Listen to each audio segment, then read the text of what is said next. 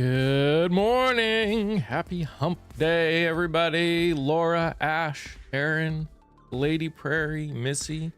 Hello. Looking at day one, Texas early voting data. It's interesting. It's up from years prior. Skewing Dem. Granted, it's day one, but still exciting. Heck yeah. Heck yeah. I've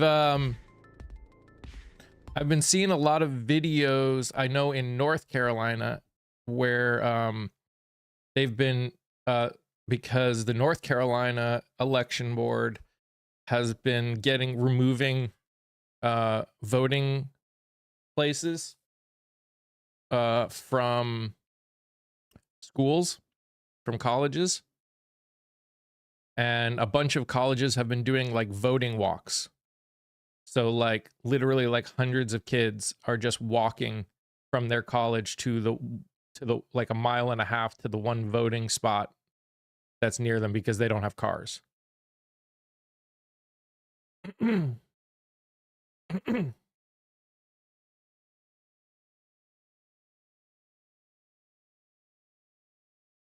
So yeah, that's awesome. Hopefully more people are doing it. Hi Kia, how are you feeling today? Oh.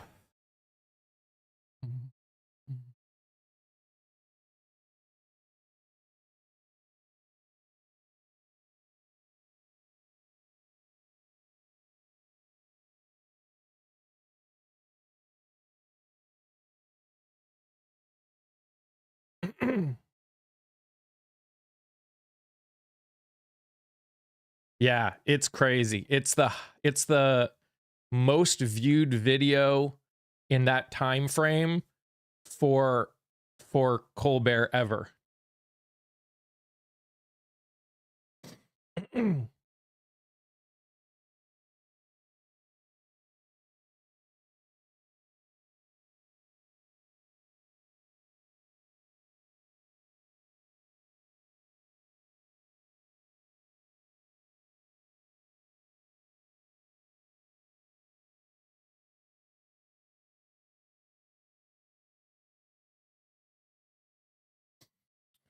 I'm going to talk about it also later, but just because most of the people here are people that are here are always here. Starting in March, my schedule is going to change a little bit, but only on one day of the week. So I'm starting another series because, you know, you can't get me to stop talking. With someone whose interview is going to be coming out on Monday, but we're starting something after that in March. We're going to make it kind of a regular thing, but the only time period that they have to talk is Tuesday morning, which is when my live would normally be. So what I'm actually going to do is my Tuesday live is going to switch to the evenings on Tuesdays. And it's possible it's going to switch to more of a gaming live, and Shug and I will do something on Tuesday nights. We're finishing out the whole thing, but I might do basically 4-day lives and then one evening live where we hang out and still talk, but talk and play games. Hey, Summer. Hey, Angel. Hey, Shawnee.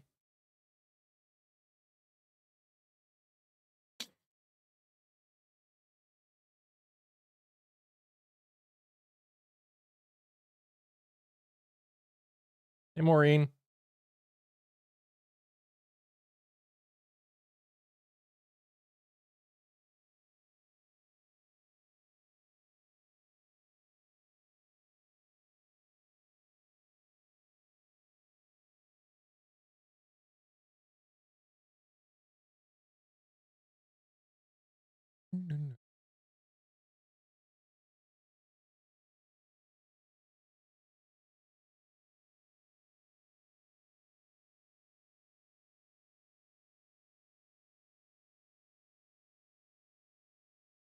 How was the rest of everyone's day yesterday?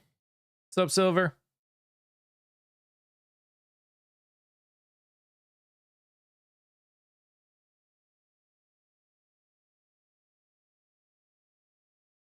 For anyone struggling with seasonal depression, songbirds have started migrating back. Yep.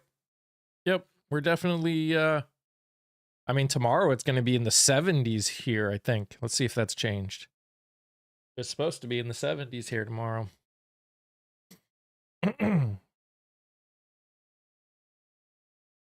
Yep, 74, 77. That's crazy.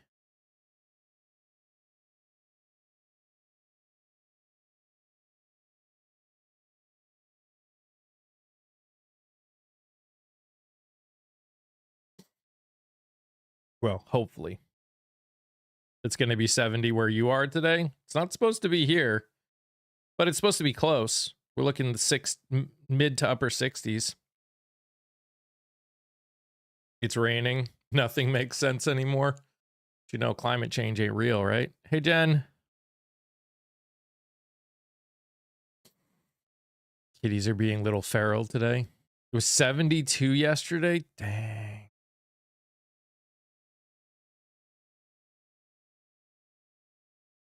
'80, but we dropped back into the 50s this weekend. Yeah, it's supposed to get cold again. Weird weather, guys. Weird weather. Yeah, Monday they're saying high of 46, low of 26. It's just crazy.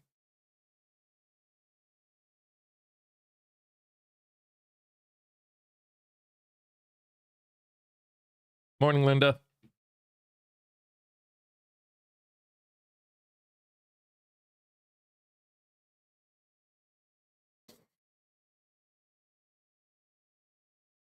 Just playing with all the kittens and Zeus. Heck yeah.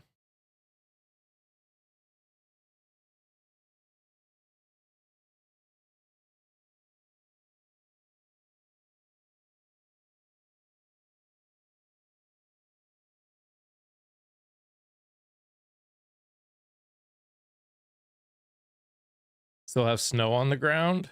Yikes. I mean, that's normal if you live in the north.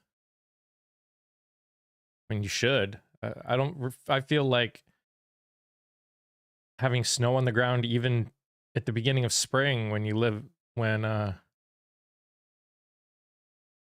north. I just got an ad about being in a prison. What?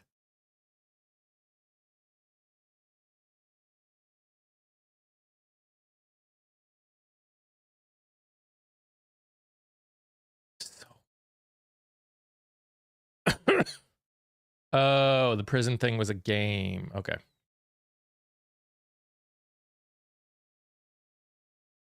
Average temp in Iowa is 34. We reached 60 the other day. When I lived in Vermont, we had snow until May. Yep. So I told you guys, I think it was yesterday, that Layla is going to be helping do interviews. So first 2 interviews she's doing are actually today, which is really exciting. It's so nice to be able to focus on some other things for a little bit. March is our historically our snowiest month. Gotcha. We're just seeing the ground after 2 months.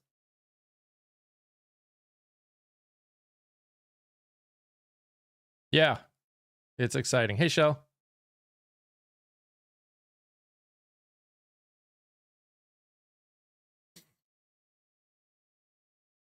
No, you don't need to. Her involvement is based on availability, not she's the one who I did the live interview with a long back. She's running for a state seat in Iowa.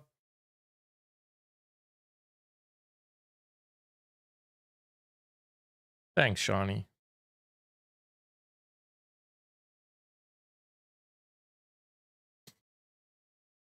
Young, way too energetic 22-year-old.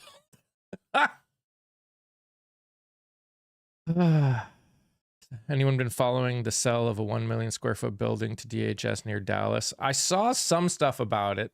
Is that the one that didn't end up going through? Yes. Yes, I interviewed her. And actually I interviewed her again where we actually like announced that she's joining the team. And that one's going to play probably at least a few days before her first interview gets released. But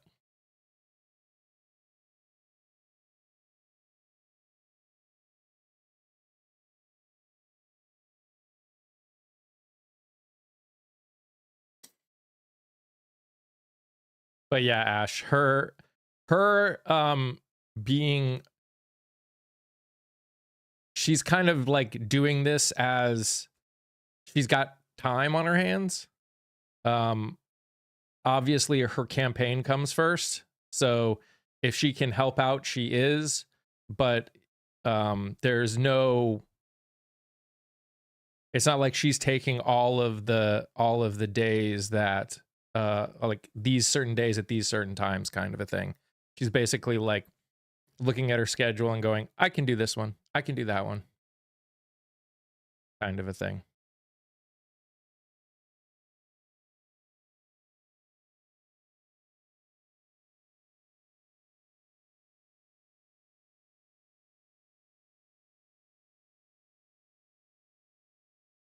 Kind of like what a lot of the people that have talked about being willing to help can do.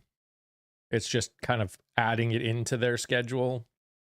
Like if they've got open spots, they'll help out, kind of a thing. So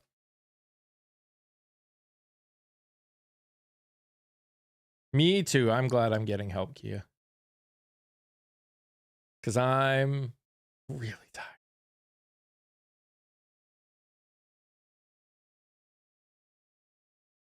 No, it's coffee. It's just cold brew. It's cold brew coffee. We made cold brew when we were worried about losing power.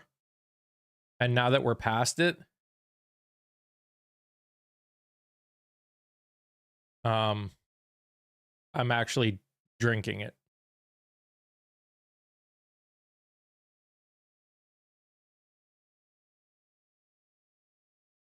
Here in Michigan, Ramius, they bought a building to turn into a detention facility, boosting that it will create 1,500 jobs. Yeah, sure it will. There's an area near us that they're trying to get a building, and there's a lot of protesting around it.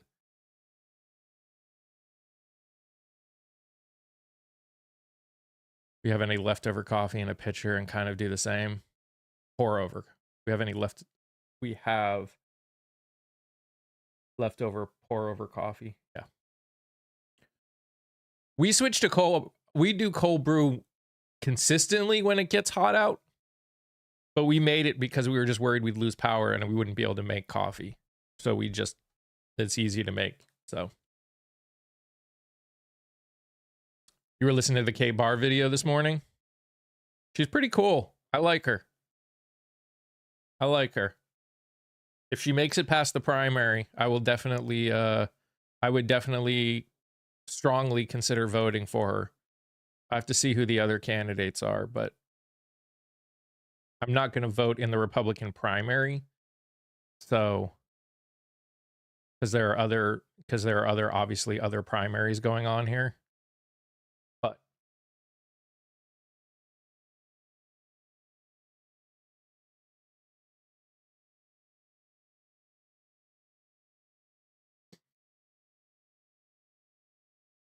I would definitely strongly consider voting for her in the general.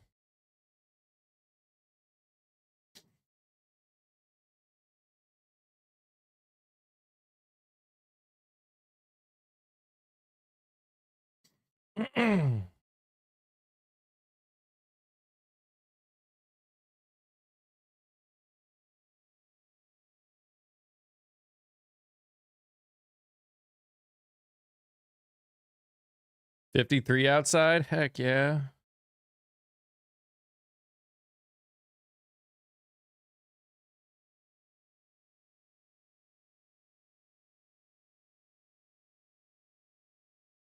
I don't know what temperature it is outside, but it looks nice.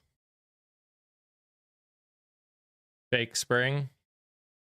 This is about the moment where winter is done for my area of North Carolina, at least.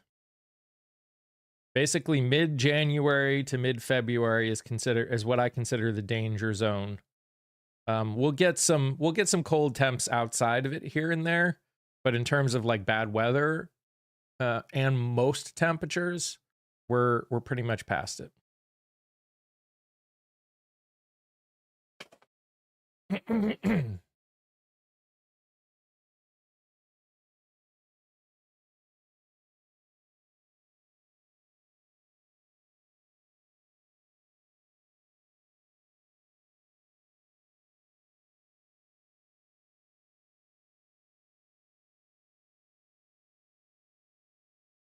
Us too. Now the worry is tornadoes. Yeah. That's a big reason I do not want to live in the Midwest. I just cannot imagine having to worry about tornadoes.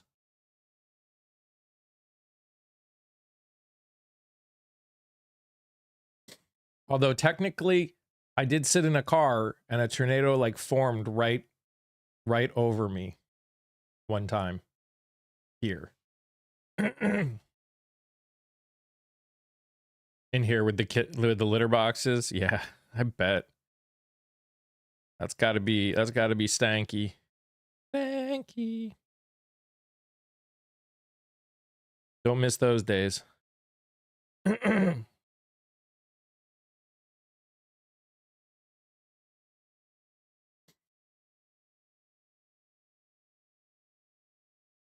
Yeah, but with climate change, history of weather is a bit out the window at this point. Truth. I've been through an F4 tornado. It actually made me less scared for some reason. Interesting. My window in my office. I would open my window, but we have those little yapper dogs next door. The second I open it, they'll hear it and just start going bonkers. And I don't want that.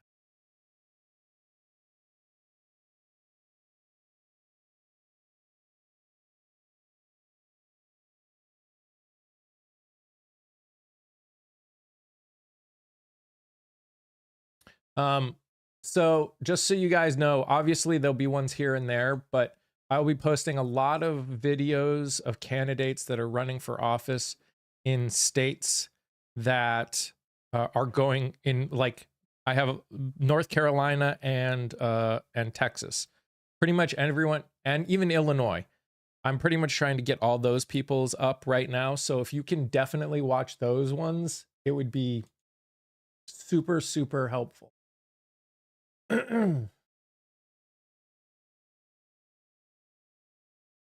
Because those people's primaries are coming up, so they need some major visibility right now.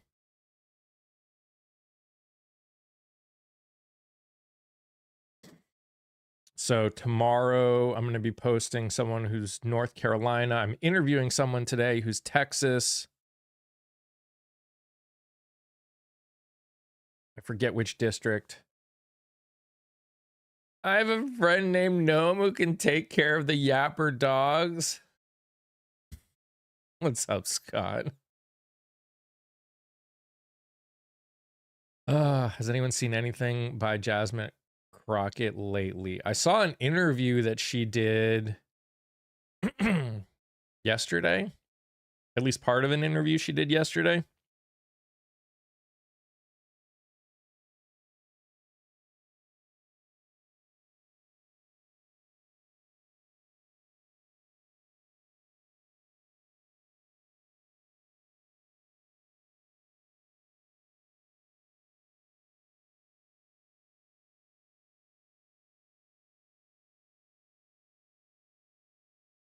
By the way, guys, my daughter is going to make me a fire lips emote.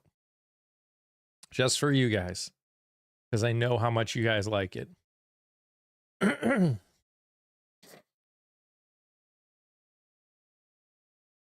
Like an actual fire lips emote for you guys to play with.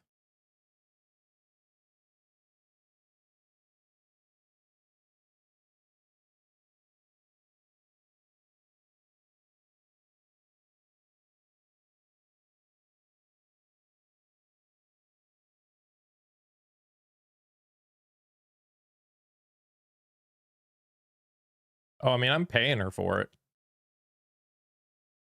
I don't believe in having people do work and not getting paid for it if I can help it.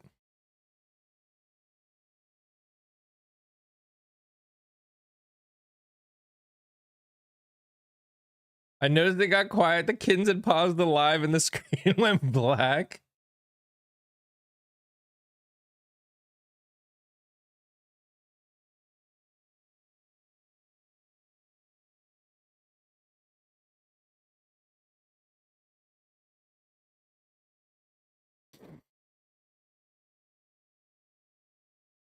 Me too. Can't wait to see it too. You just watched the Tallarico interview with Colbert? Yeah. It was a good interview. It was a good interview. I am so... I kind of talked about it in the video that I posted today.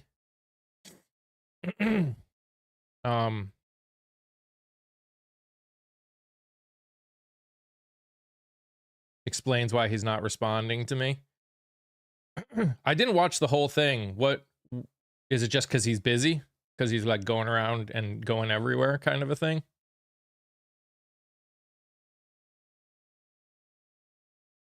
He'd probably have more time to do... You're going with Jasmine?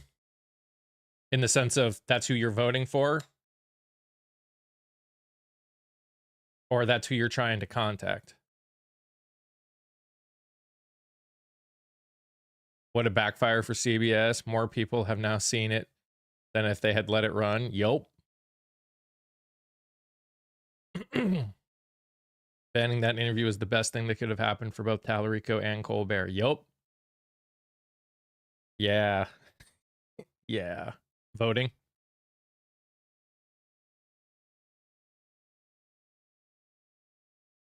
Hey, I have always said the primary is where you choose who you want.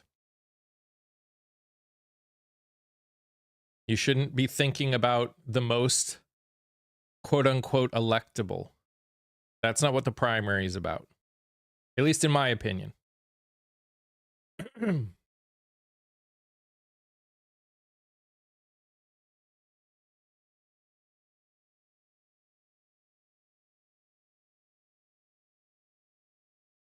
Get a pack ad. Now, to be fair, I'm not saying that should change who you're voting for, Jen.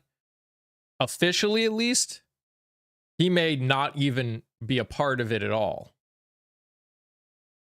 He may not even he may have not have even known that it happened.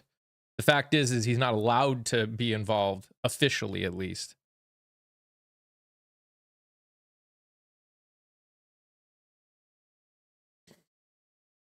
It will be interesting who takes the primary. It will.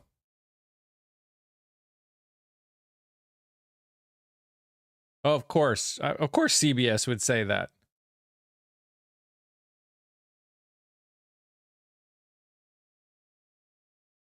Again, this is what those kind of people do, Shell. Once they find out that they're looked at as the bad people, they will... Can't believe... You could be right, Jen. And again, this is why I say I'm not and will never tell people who they must vote for, especially in a primary. I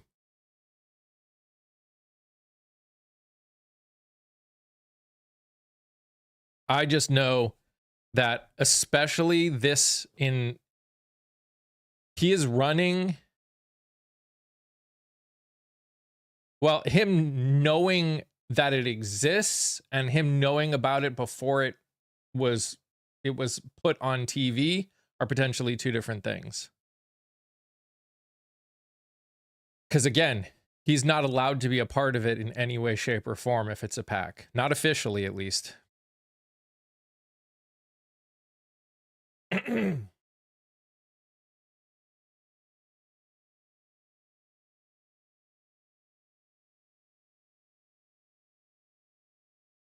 But yeah, the Republican primary is interesting too. Yep.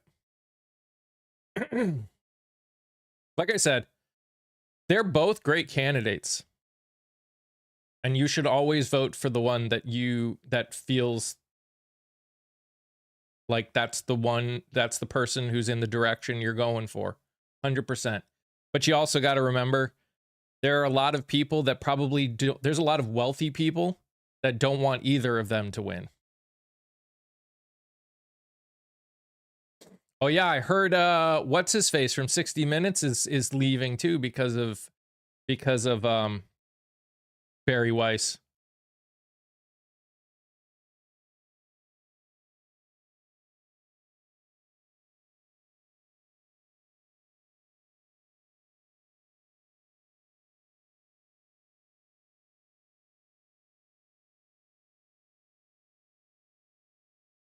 Can't remember his name. Anderson. Yeah. Oh, the kiddies are all super talkative today.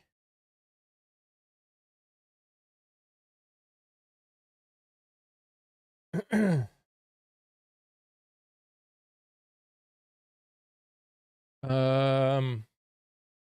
gonna be honest.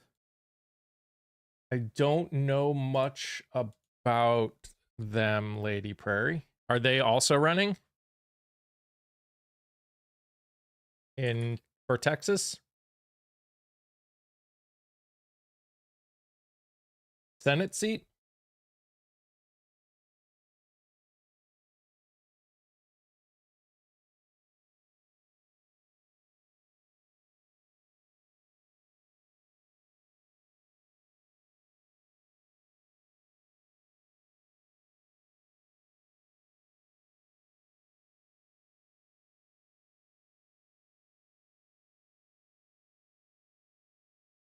Oh yeah.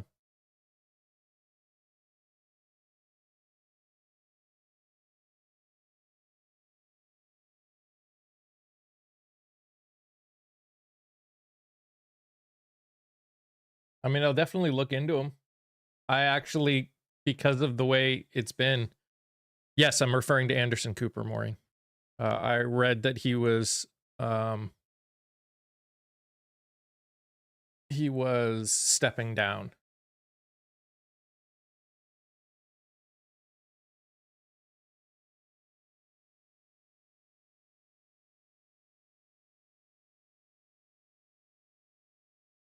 Wow, there are a lot of people running on the Republican primary for that seat, huh? 2, 4, 6, 8. Texas primary is happening right now, yes. Yep.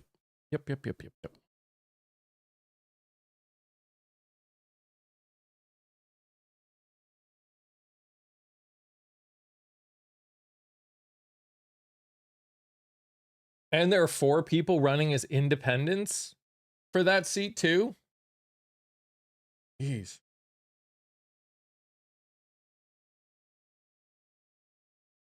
That's crazy.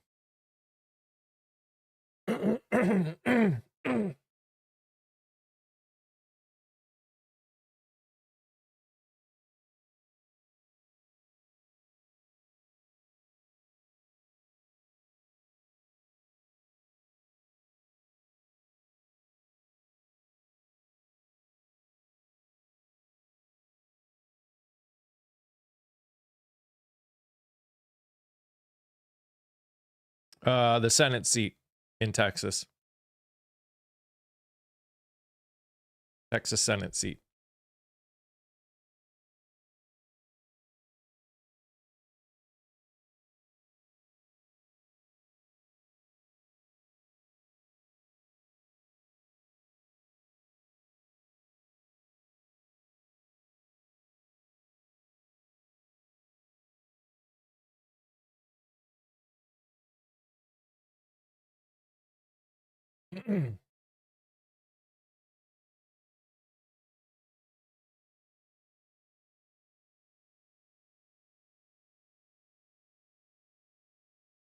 Oh, I understand that. At least for the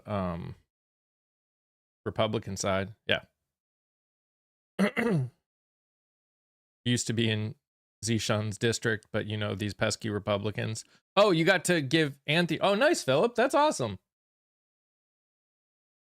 Things are confusing in VA. You have people running in the existing districts, but then people are announcing in the new ones, but we didn't vote. We don't vote on that map until 4/21. Yeah, I've heard that there's a possibility that they'll move the primary date to like July because of the vote happening on 4/21. At least depending on if it passes or not.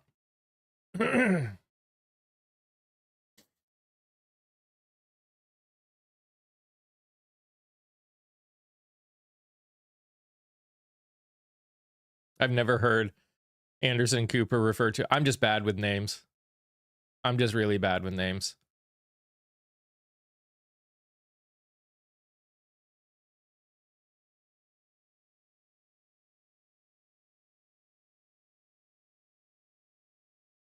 I'm great with faces. I like when I was talking about him, I could see his face. But I couldn't remember his name for the life of me.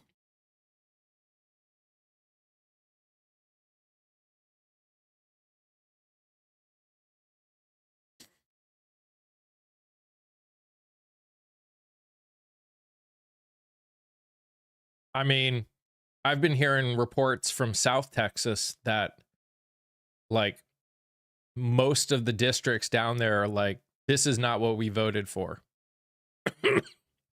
So it's gonna be interesting.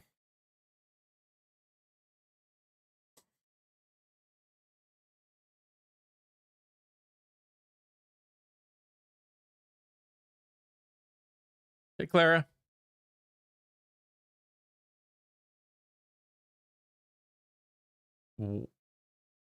War with Iran this morning?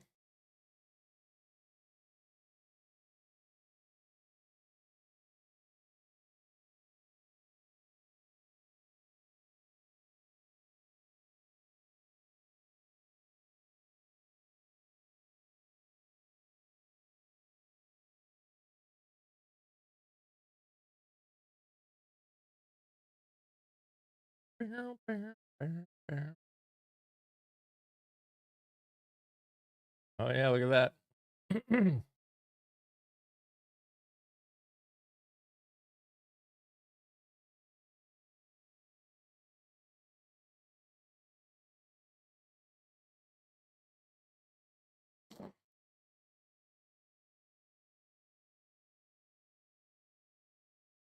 Look at that.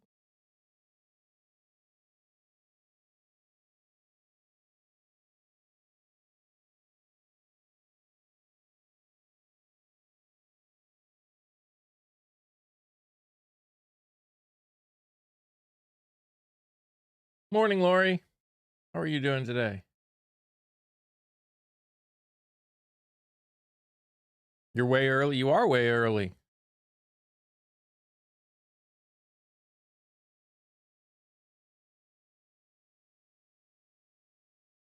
Dang, you know, Trump likes to say like a couple weeks on a lot of things. So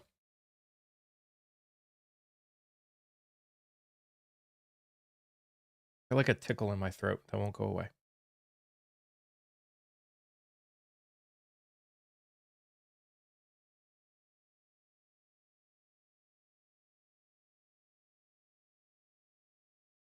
Is the live's worst non-feature? Yeah, I hope they fix that.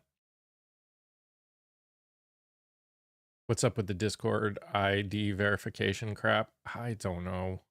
I'm hoping I can not have it be a thing on my server because I don't like it. Hey, Alejandra, you're like, I got to get here early because I got here at the end yesterday.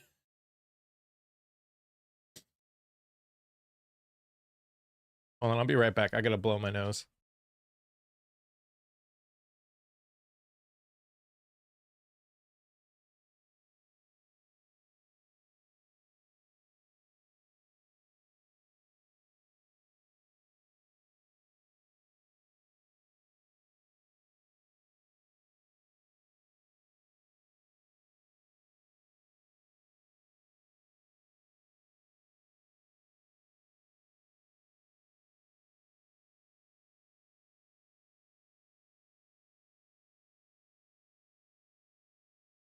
Got the notification this time. Heck yeah. Hey, Chrissy.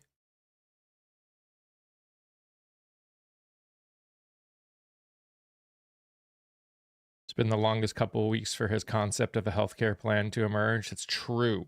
I think we're on what? Almost 10 years? What's up, Stu? Do you know when you will release Michael Hamby's episode? You mean Scott Hamby?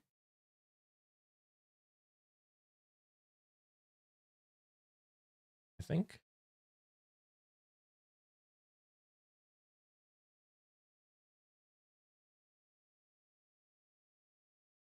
Am I okay? Yes. Are you okay? What's happening in North Carolina? Not much.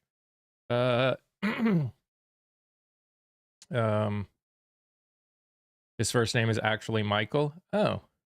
I don't know the time frame on his yet. Right now I'm focused on getting people whose primaries are happening. 2 trillion. That is what they are estimating for 2026. Yep.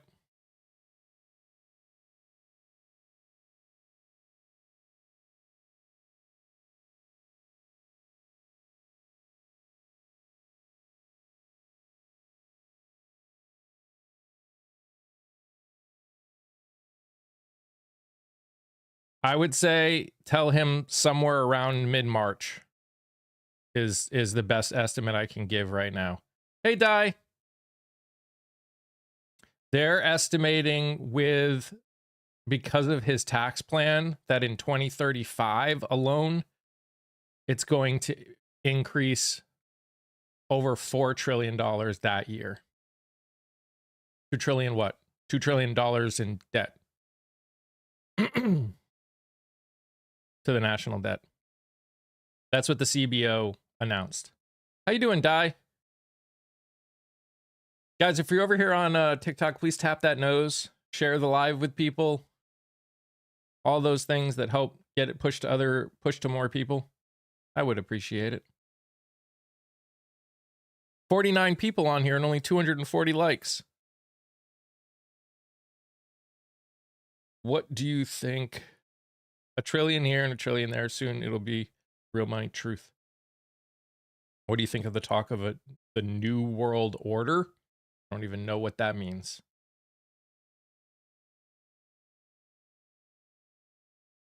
So Congress will kick it down the road again. So the national debt is due to basically the big beautiful bill, the new tax code that he put in. It's because they do it in 10-year spans. So what they're talking about is because of the new taxes.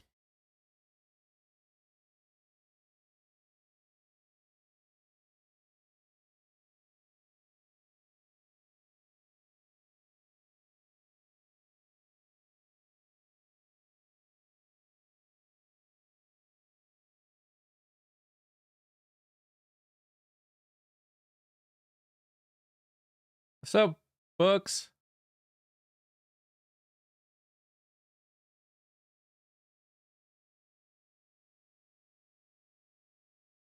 Beyond our ability to repay quickly? Yes. If we don't make some real changes. As long as most of our money, most of the wealth in this country is in wealth that doesn't get taxed, it's gonna keep getting worse. That's why they can't reduce our spending as much. I've decided today is gonna be a great day. Heck yeah, Di. Do it. False, Salty. You need to tax billionaires and millionaires. We need to tax their wealth.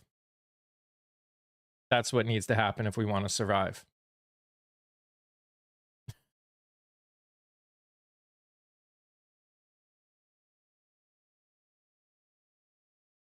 Energy bill was $450 last month and $600 this month due to rate hikes that started in January. Dang, that's insane.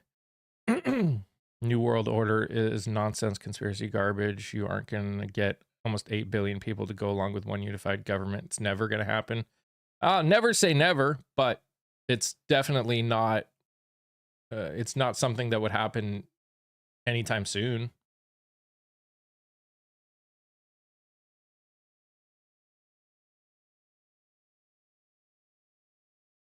Anyone who thinks Republicans are fiscally responsible has zero understanding of finances. Truth. Truth.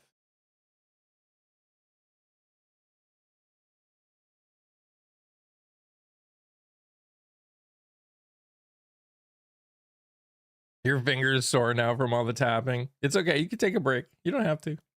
I'm so jealous. Kitties are a lot of work. Hoping you're getting... Yes. I have an 875 square foot house. Last month, $450. This month, $525. Dang.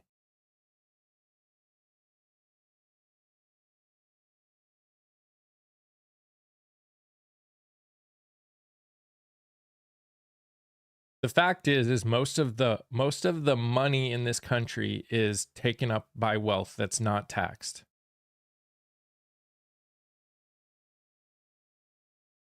New World Order comes after we lose the world reserve and the dollar and the economy collapses. Ah.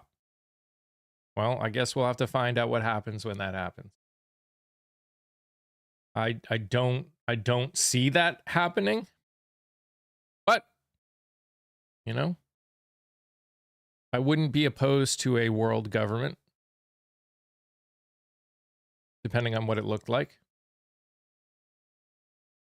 Seems like they like to brag about loopholes. They sure do. Hey, Siberio.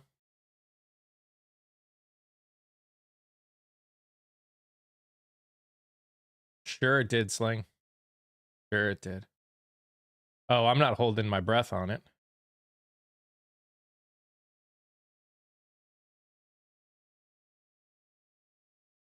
Definitely not holding my breath on it.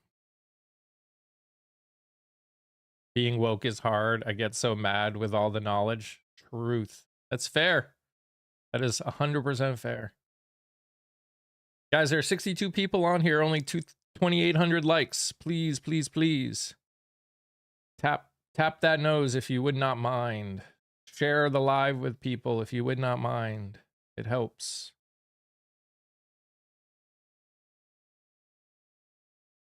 Good morning, Jose. How you doing, buddy?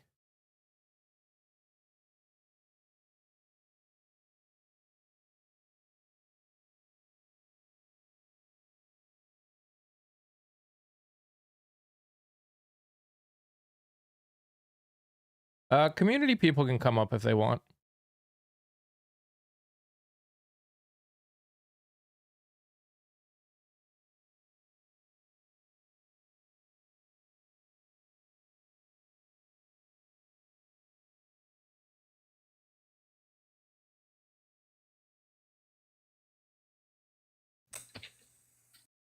Hello.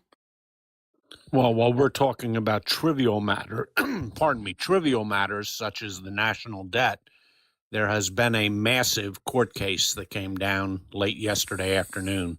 Oh yeah. It's probably the most important court case in the history of our country. Bigger than Marbury versus Madison, Dred Scott, Brown versus the Board of Education. Are you ready for it? I'm ready.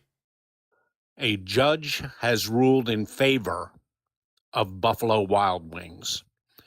Somebody sued them claiming that boneless wings cannot be called wings because they are boneless. The judge ruled, and I quote, "The plaintiff has no meat on this bone," and threw the case out. Now, frankly, this is all we should be talking about today, because America was on edge, and I, for one, will be able to sleep soundly tonight knowing that I can still enjoy my boneless wings. I can't believe someone wasted their money to sue on that. Isn't that all kidding aside, obviously that was it's a real story, but that's the first thing I thought. If your life is so vapid and empty that you are taking the time to sue Buffalo Wild Wings, where, by the way, you can still get bone-in wings if you want them, you're suing Buffalo Wild Wings because they offer the option of boneless wings and call them wings.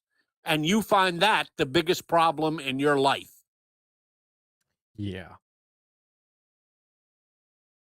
Do something better with your money. Seriously. I mean, arguably that has always been a problem.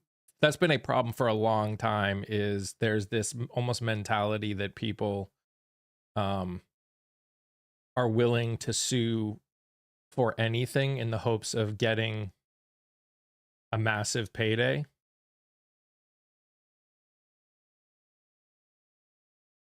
That's why KFC no longer can call it chicken to genetically modified. Really? Yes, we as a people do so love our litigation in this country. Mm-hmm.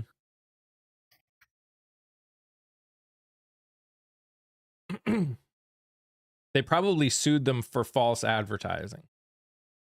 Not to have them called something else, but to say it was false advertising. You walked in right on time. You sure did, Carla. Yeah, that's the epitome of somebody having way too much time on their hands to take the time to sue Buffalo Wild Wings about their wings. You grow up. Enjoy your tiny D syndrome. Yeah, that's a very intelligent comment there, Du.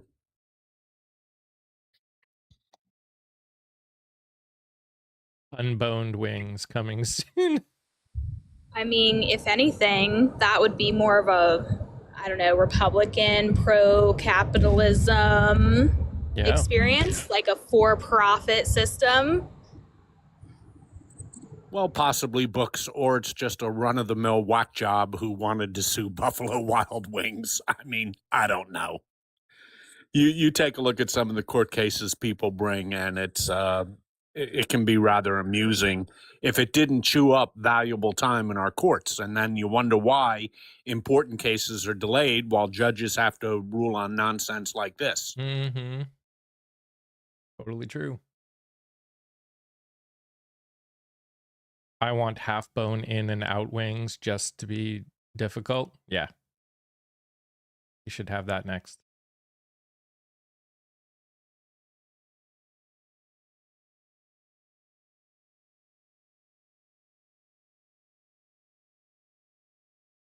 Honestly asking though, this is crazy. Every company feeding us. You talking about the food? I mean, look, I'm not gonna, there is no discussion that there is food that is, the food that people can afford is not as good for us as other food is out there. The problem is not the companies though. The problem is the lack of regulation that we do. That still comes down to that. Like compound fracture wings? Yes, Stu. Like compound fracture wings.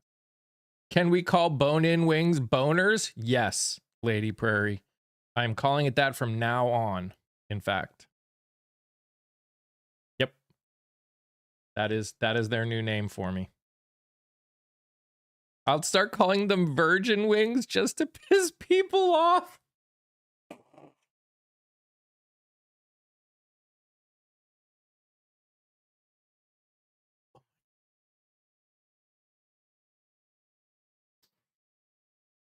We subsidize trash food more than healthy food. We subsidize foods that we can make cheap enough for people to afford that are only making minimum wage. That's what it is. That's what we're talking about here. They subsidize to keep the prices low so people can afford it. you can't subsidize some of those foods enough to make it so people can afford it. You can other things.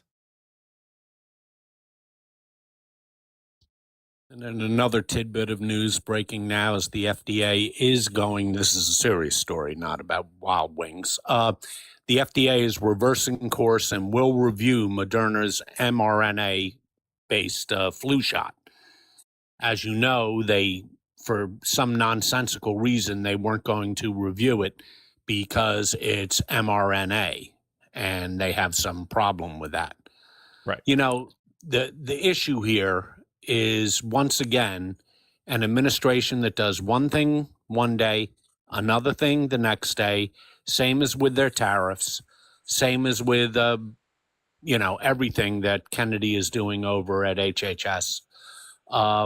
This leads to an impossibility for businesses to run their business because they don't know what the rules are from one day to the next, and that's going to hurt us. Yep. Yeah, so I had an interesting day yesterday. It was very nice. I got to shadow in a WIC office, so it was great to see some of the behind the scenes things that are going on in WIC and all of the amazing workers who are there. But we did talk about a lot of what Kennedy has been coming out with and the changes and proposals that they've made. So a perfect example of this is this new so-called food pyramid that he released, and the effects that it would have on WIC. And here's the thing. Basically, it's a giant scam, and it's being completely ignored, not only by physicians like the American Academy of Pediatrics, but also within our own government agencies. WIC has already had approval to completely ignore it because they had just finished completing the transition to MyPlate, and it took them years to make this transition. They were explaining that any change like this takes massive amounts of money and funding because of all of the changes that you have to incorporate into every aspect of the programs. And they're just basically ignoring it. And they have approval to ignore it because it's going to cost them too much money to do anything. So you want to talk about waste. This is a giant waste of time. Yep. Well, writ large, looking at this on a macro scale, this is the problem that you have when you have a government filled with incompetent people. And we talked about this all the way back in January when he named his cabinet. We talked about this, that this was just going to lead to one problem after another. You have a Secretary of State, you have no National Security Council at all because you fired them, and then you have outside actors like Steve Witkoff and Jared Kushner, and who's negotiating what with whom? Who the hell knows? Nobody knows what the chain of command is. You have Pete Hegseth firing all the good generals. Well, that's a great idea to really build up your military. I don't even need to get into RFK and his craziness. You're cutting the CDC. You leave the World Health Organization that we founded, by the way. Can anybody explain to me, any of you Trump fans out there in chat, and I'm not being sarcastic, can you explain to me what the benefit is of the United States leaving the World Health Organization? We shut down Radio Free Liberty. Well, that is where people in authoritarian countries get their news from, and now they're not going to hear the American viewpoint. Well, what possible benefit do we get from any of this? We certainly didn't save any money, so that's not a real benefit. Wendy, just so you know, the House did not vote them in. And the Republicans in the Senate voted them in because you only need a simple majority for administration seats. Yeah. And, we can talk all day about the moral and ethical problems that all of this is going to create. But I think that one of the big talking points that you might actually be able to get through to some Republicans who are the ones that claim they're fiscally responsible. And you have to really sit down and explain to them the fiscal irresponsibility of all of these policies. So, just like you're taking very minor, I don't call them minor, but let's say one little subset of what RFK is doing. And one example would be the recommendation to get rid of Hep B shots immediately within 24 hours of birth for newborns. So the reason why we do that is because it drastically decreased Hep B infections among all babies. But when a child contracts that at a newborn or young infant stage, over half of the children who will contract that will end up with chronic liver disease. And beyond, again, the moral and ethical approaches of this, you're looking at mass amounts of money that are going to be put into 20 years later to these young adults who are now with chronic liver disease. Greg, the Congressional Budget Office does not make those kind of predictions. That's not their job. Their job is to look at legislation that is passed, whether it's tax legislation, budget legislation, any legislation, and talk about what kind of effect it will have on the like things like adding to the debt, et cetera, et cetera. They don't make recession predictions. Yeah, it's up to the Fed to make recession predictions, but to go to Brooks's point and to go to your point, your header on here, the result of the big beautiful bill is going to be $2 trillion added to the national debt this year. And I read 2.4, 2. What difference does it make? It's unsustainable. Mm-hmm. We are now passing, this year will be the first year, 2026, where we will pay over $1 trillion, I think 1.4 trillion actually, in interest on our national debt because interest rates are higher than they used to be. We will pay that much money to get nothing, just paying interest on the debt. That, folks, is just not sustainable. And that money that we spend on interest payments on the debt, that'll just get added to the debt. They're not going to tax us to get that money. So that gets added to the debt and compounds the problem next year, the year after, on into the future. They are estimating on the last year of this tax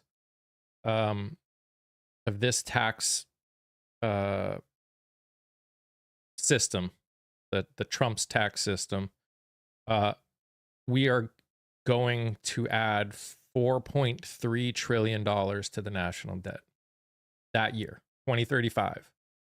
Yeah, just from the big beautiful bill. Yep. So we have to ask ourselves, what have we gotten from the big beautiful bill? Well, we've taken away the subsidies for the Affordable Care Act, and which are the top states that get it? The top 10 states that get those subsidies are red states. We've cut SNAP benefits. 1 in 8 Americans receives SNAP benefits, a lot more than most people are aware of. 30% of the entire populations of red states get Medicaid. That is going to have $1 trillion cut to it. And what do you get out of this? Well, you get tax cuts for billionaires. That's what you get. Because the little things they gave us, like no tax on tips, no tax on overtime, they sunset after 3 years. And the no tax on tips thing, that's a real scam. You've got to be a jerk to declare your tips on that, because now you're giving the IRS the true number of how much you make on tips. And after 3 years, they're still going to be holding you to it. Yep. So you got to be the biggest dummy in the world to actually declare your tips and to take that tax break. And there's a $6,000 write-off for people over 65 for their Social Security, which sounds great, but they're not giving you $6,000. They're giving you a $6,000 tax deduction. And considering most of the people on Social Security, that's their only income, guess what? They're not paying any tax on it anyway. So they're giving you nothing.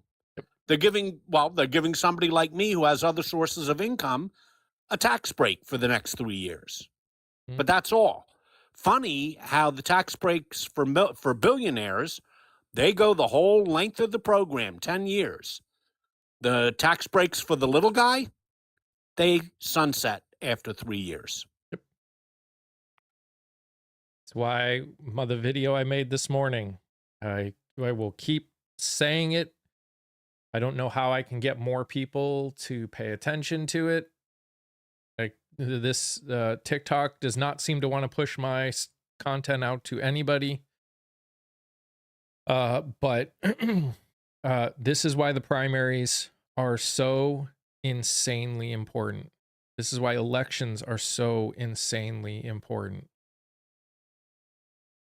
I'm seeing far too many people talk about things like voting doesn't matter, or in this case of the video, still whining about the fact that Hassan Piker says that he wouldn't vote if it's Gavin Newsom against J.D. Vance in 2026, before anyone has put their name in the hat.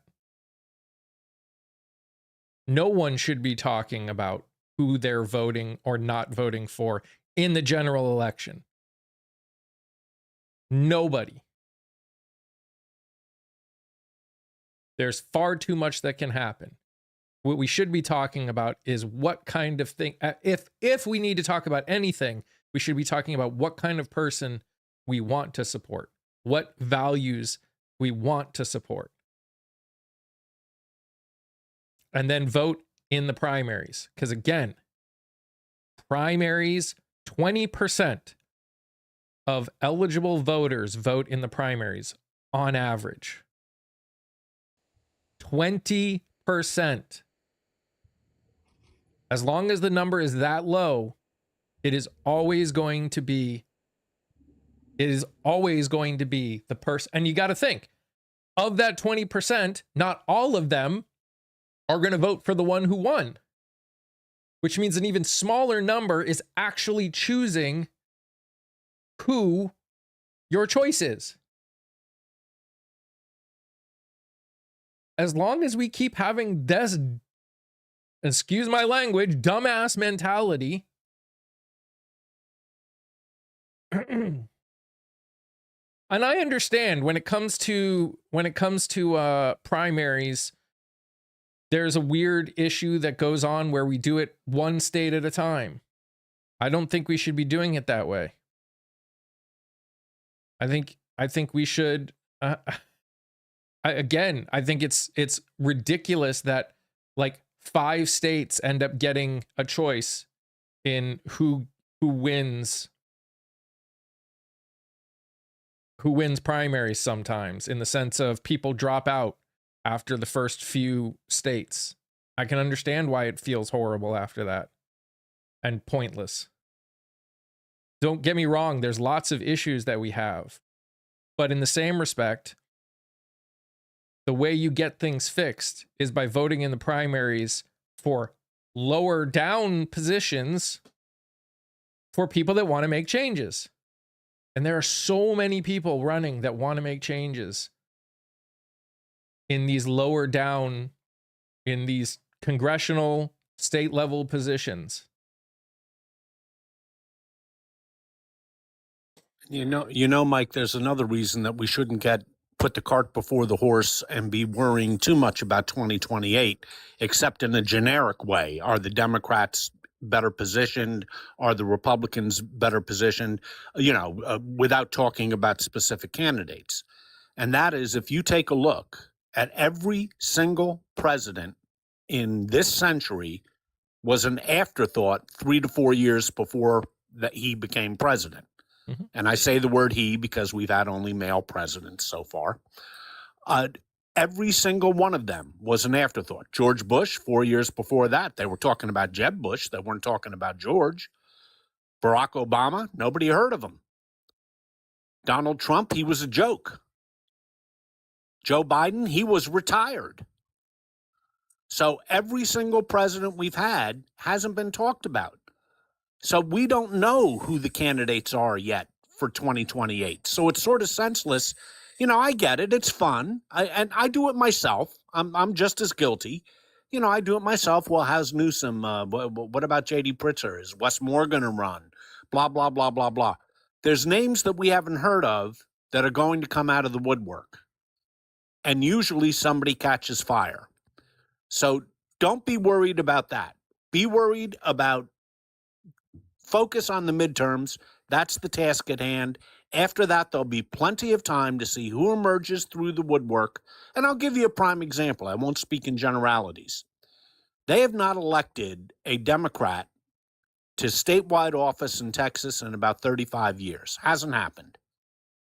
Let's say a Democrat, either Tallarico or Crockett, wins the Texas Senate race. Well, you know what happens right away? The day after that, they are a national political figure if they pull that off. They become part of the conversation. Nobody's talking about them now. If they win that, they are talking about them. Yeah. If Portola wins in Alaska, she's got national name recognition overnight. Yep. Overnight. So you never know what's going to happen. So wait until after the midterms before you start getting too hyped up about the 2028 election. Because believe me, it'll start the day after the midterms. People will start positioning themselves. Yeah. And I would hope that we have a lot of options that are preferably younger than geriatric age.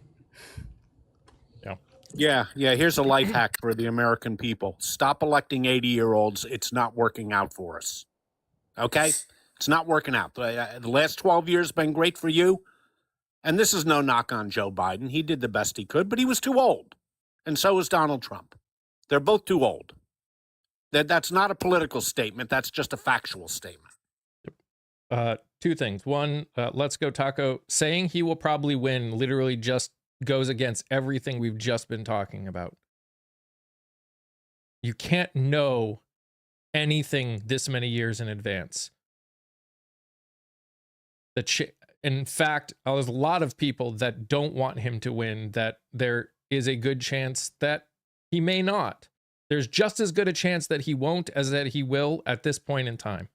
And Grizzly, I understand what you're saying about Hassan. Also, though, he's just trying to get the message across early that the harm reduction vote isn't something. But that's the point, Grizzly.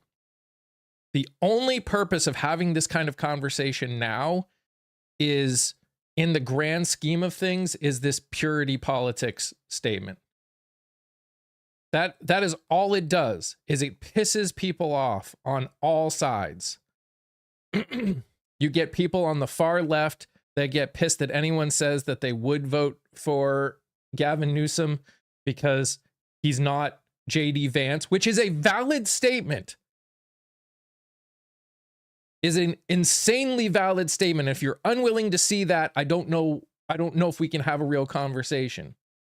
But then you get people on, like, people that understand that people that would vote for him if it was in comparison to J.D. Vance, that get all pissed off at the far left for saying we don't want to vote for Gavin Newsom, which again is a valid statement. But the only purpose of talking about that now, about bringing up that specific idea now, is to get people angry at each other. That's why I made my video today where I said, stop talking about who you don't want and start talking about who you do want. Because if we focus on if we focus on the, well, if it's this person, I'm not, we've already found out that there's a group of people that won't vote for someone they don't want. And they don't seem to care that life gets made worse with that vote. There's a whole group of people that's going to do that. We know there's a whole group of people that's going to do that. You want to know what proves your point? 2016 Hillary Clinton. How many people just refused to vote for Hillary Clinton? Even though there was a qualitative difference between her and Donald Trump. I can understand not wanting Hillary Clinton to be the Democratic nominee. I'm no super fan of Hillary Clinton. But to say that there was no difference between her and Donald Trump, and therefore I'm not going to vote, or I'm going to waste my vote on that egomaniac who keeps running every 4 years as a libertarian, that's utterly ridiculous. And so we know that there is going to be a group of people that will vote for whoever it is. Like, this is why we need to stop with this now. And we need to, if we're going to talk about anything, talk about who you want to be running in the primaries that you would be willing to vote for and why.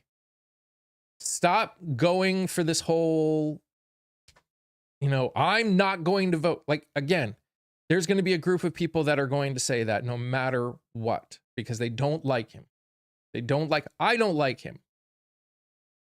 But we already know that there are super stubborn people in this country. We already know that there are insanely stubborn people in this country that will do whatever the hell they want and not think about anybody else, no matter what they say they think. I don't agree that this is the same as purity politics. I think that this argument that we are having 3 years ahead of time is absolutely. Saying I will not vote for someone in the general election before anyone has even put their name in. The only reason to do that is to get angry at someone, is to put someone on the spot for saying they will or they won't do something. That is the only purpose. That is the only purpose. I'm sorry, it is.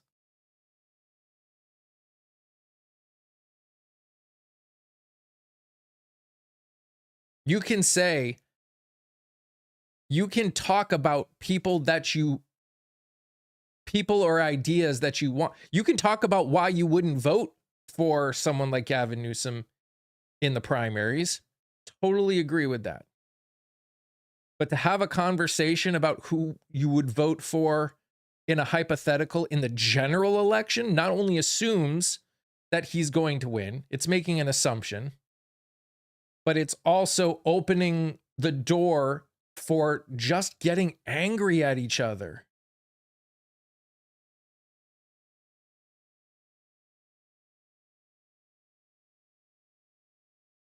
But there are no choices right now, Grizzly. That's the point. There are no choices. None. This is like the hypothetical of hypotheticals.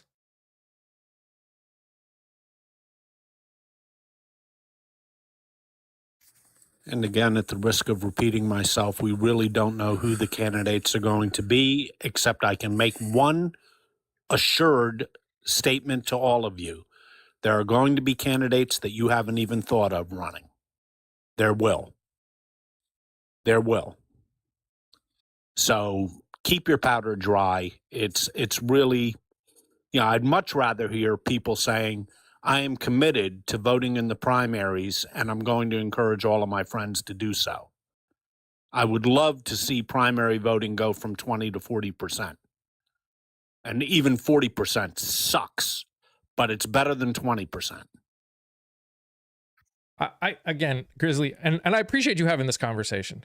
I don't think it sparked a deeper conversation. I think it sparked the exact same conversation that happened before, and the same people that wouldn't vote for Kamala Harris are saying that they wouldn't vote for Gavin Newsom.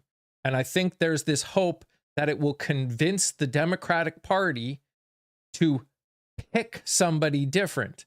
And what I'm saying is the Democratic Party does not pick. Yes, they picked somebody in sense of Kamala Harris, but there was a reason for that. And if you can't acknowledge that that situation was extremely different, then we can't have that conversation at all. But if we pick somebody in the primaries, that's why we should be having a conversation about what we want, the kind of people we want to run in the primaries, and who we want to vote for, and why we wouldn't want to vote for somebody in the primaries like a Gavin Newsom. I think those conversations are immensely important. But I don't think it sparked any conversation except for allowing the far left, who aren't going to vote for anybody except for who they believe should be the nominee, in an attempt to force something. Kevin says the Democrats don't have anyone. Well, the primary season hasn't begun, Kevin. And I will tell you who we don't have. We're not stuck with Donald Trump as our president, because he is the best advertisement for the get out the vote for the Democrats that they've ever had. A Democrat hasn't been born yet who can drive people to the polls like Donald Trump can. He's the Democrats' secret weapon. But to Mike's point about primaries, and, I think that a good example of the Democrats, picking, picking who they would like from their group standpoint, not always winning. The perfect example is New York and their mayoral race. So that just shows, how important primaries and being active in the primaries can change things. I will say that hello, good morning, Hi. everybody. I talked to my sister on the phone for a long time. She's never voted in a primary, and I'm going to help her, and she's going to vote in her first ever primaries this year. Nice. We had a conversation. She didn't even honestly know what midterms were with the purpose. She's like, I know I'm seeing the ads. I don't know exactly what's going on. So we had a nice long conversation, and I'm going to help her so that way she can know which, people are best to choose. And that I told her I was pretty excited. I mean, she actually voted her first ever presidential election she ever voted for. She went with me. So I'm pretty excited about that. Even if it's just one more, if a whole bunch of people get just one more, that ends up being a whole lot of people.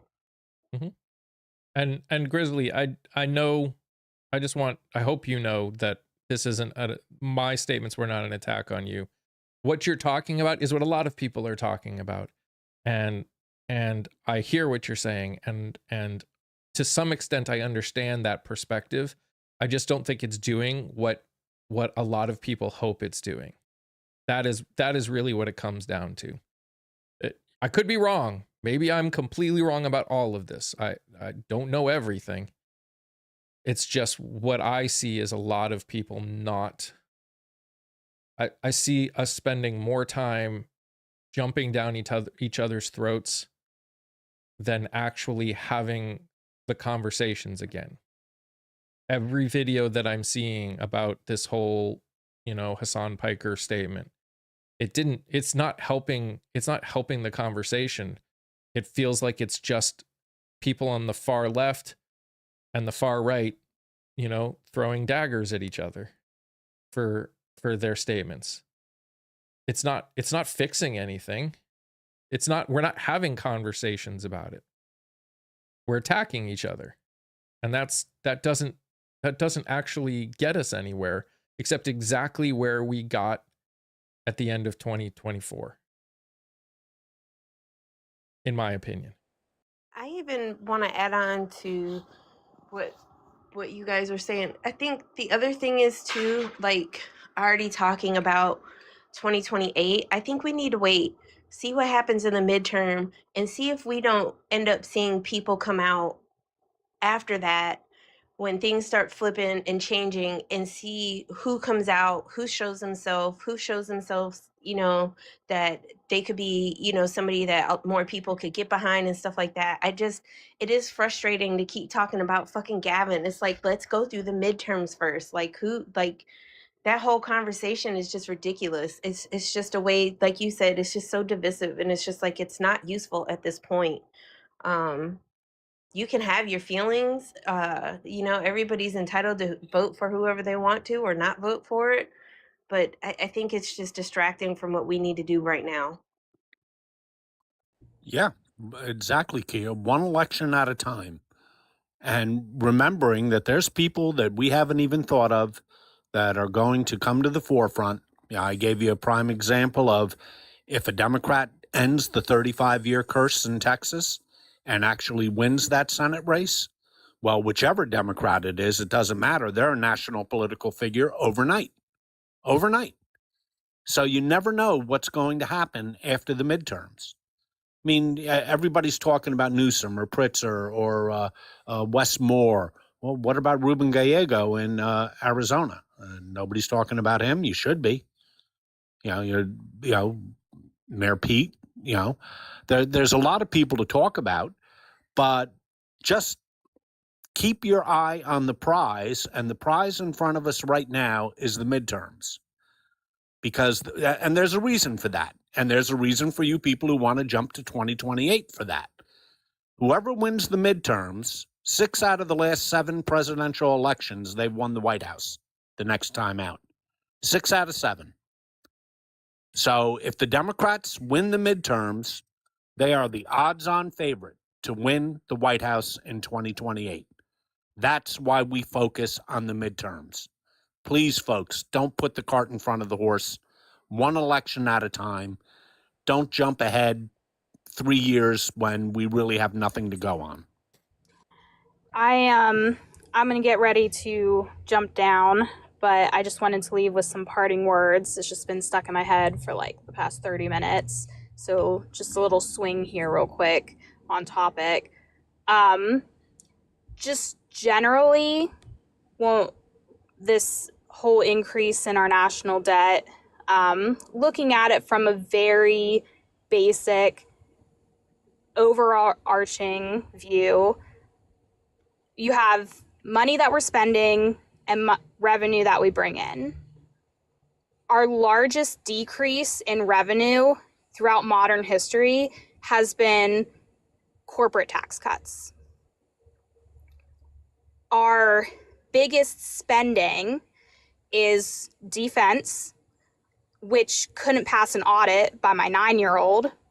And the Trump administration has, pretty much every administration that I can think of, has been increasing our spending there without ever passing an audit.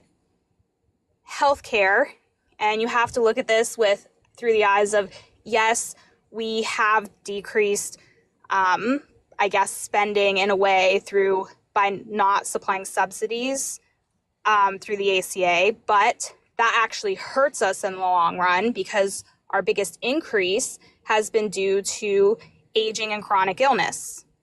And when you decrease access to preventative care, you're only increasing spending in the long run.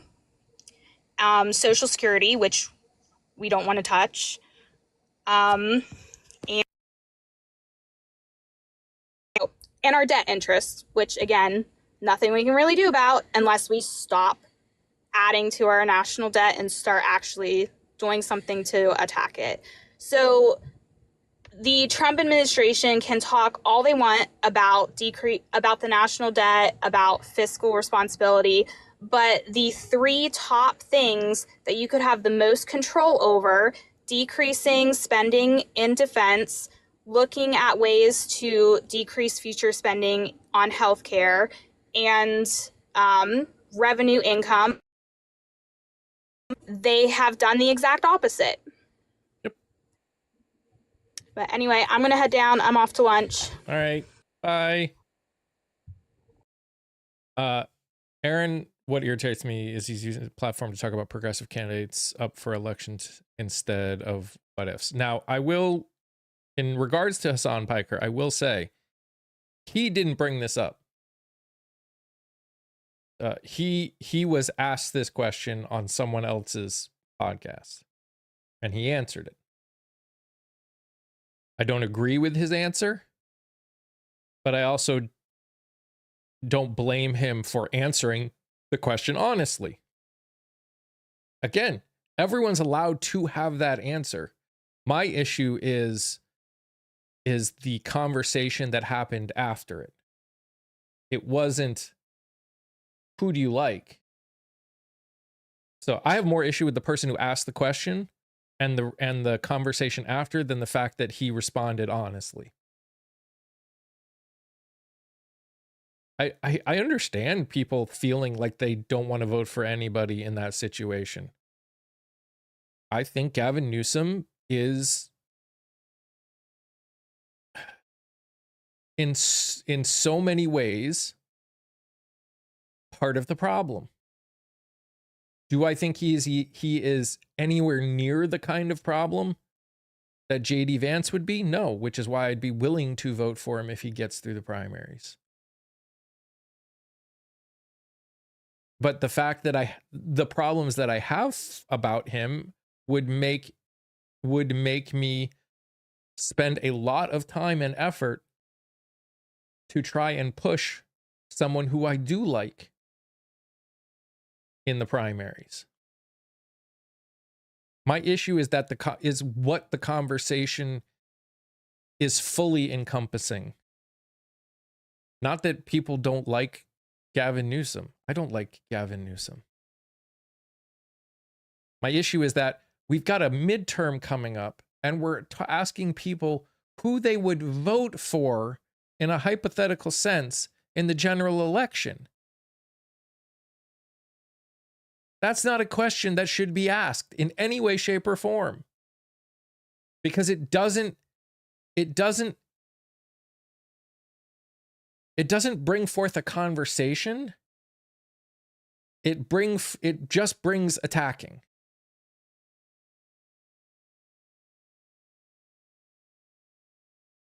Sure, Jen, you can definitely say that not voting for Harris has caused the loss of life for people. 100%. 100%. We can show that. We absolutely can show that. Because that is something that happened in the past and something that happened now. That needs to be part of the conversation when the conversation comes. But if it's an attack instead of a conversation, then we're not having a conversation. Again, the way we fix things, it's literally the whole basis of this channel is the way we fix things is by having hard conversations. If we're not having a conversation, we're not fixing anything. So, something was brought up on the other side, and I think it's worth talking about. Once again, we see CBS censoring themselves. This is a very dangerous thing for a news organization to do. They censored a candidate from Texas, Tallarico, on the Colbert Show, and it backfired spectacularly. That's, I don't have very many good things to say about social media, but this is one of them because it drove people to social media to go watch what was being censored. Mm-hmm. Now, Colbert averages about 3.2 million people watching his show every night. And the last I heard, and this is probably a dated statistic, about 14 million people have already seen the Tallarico interview on social media. So this is dangerous in a number of reasons. Number one, Ellison owns CBS. People who don't know who owns CBS, it's owned by Paramount, and Ellison is in Trump's pocket, or vice versa. Trump is in his pocket, however you want to look at it. He's the new controlling interest, although not the majority owner, of TikTok. He is now back in the hunt to take over Warner Brothers Discovery, which will then give him CNN. This is leading to a monopoly of the right on cultural, movies, streaming, entertainment, television, and news. I can think of nothing that is more dangerous to American democracy than either the right or the left, than these corporate interests consolidating control over our news, our movies, our culture, and our information sources. This is really dangerous stuff. And I don't know where we go from here. We have a Department of Justice that no longer apparently has an antitrust division. They're doing nothing about it. The FCC is doing absolutely nothing about it except rubber stamping these takeovers. And this is so dangerous to the mere concept of having a democracy that this country is in trouble because of it. And there's 3 more years of this. I don't know where it'll stop. If I had to guess, Ellison's next target will be YouTube. That'll be his next thing he's going to want to take over. This is dangerous stuff, folks. Yep.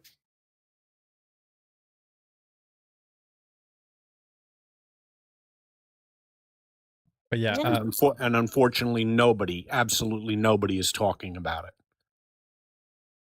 And if you don't think movies and television have a political influence, then you've been living under a rock for the last 100 years in America. Our cultural influences are shaped by the motion picture and television industry. You can go, Kia.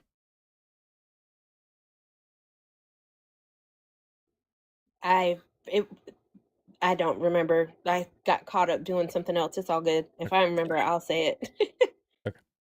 Okay. Yes, and to basically from what I'm hearing, and again, I'm actually going to be interviewing someone from Minneapolis tomorrow about it.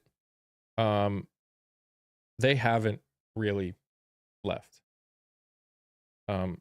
According to the people that I know that are there, it hasn't really changed at all.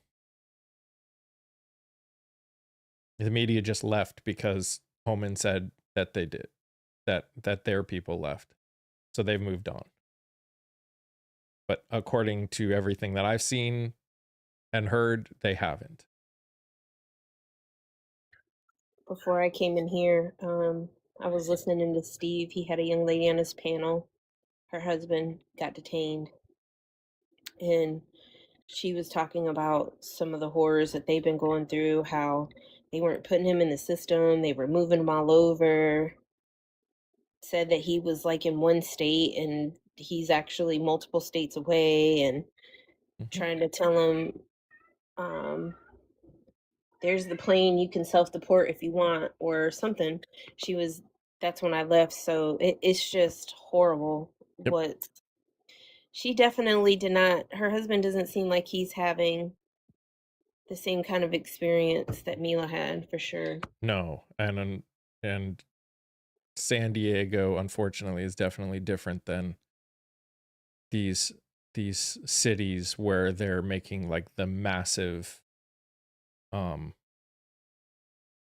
pushes, unfortunately. Yeah, they were telling her that he was in Massachusetts and he was in Louisiana. And while they're doing that, Kia and Mike and chat, we are about to spend $40 billion on concentration camps, warehousing people. Mm-hmm. We're building concentration camps in the United States. To put that in perspective, if they wanted to continue the subsidies for the ACA, that would have only been $25 billion. So we're chopping healthcare and spending almost twice as much money to build concentration camps. And if you think that that's just for people awaiting deportation, you're deluding yourself. And if you think ICE is only about immigration, you're deluding yourself about that as well. We have, for the first time in American history, a president who has put together a massive police force that answers only to himself. That is dangerous stuff. Yep. Anyone hear about the U.S. service member who lost their life, and partially because and while they were searching, Nome forced the Coast Guard to stop using a plane for that and instead move detainees? Yep, I heard about that.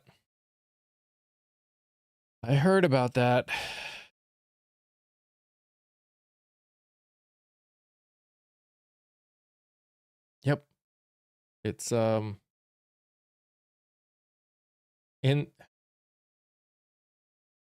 there's going to have to be a lot of self-reflection by this country and the people that live in it because of what happens during this term. A lot of realities that a lot of people are going to have to accept and work through about who we actually are. Yeah, and at the same time, we pew-pewed another few fishing boats, unaliving 11 more people. And that, apparently the American people are bored with that anymore because that barely even gets a mention. We're just continuing the same old, same old. Yep. Oh, well, we just unalived another 11 fishermen. No problem. Yep.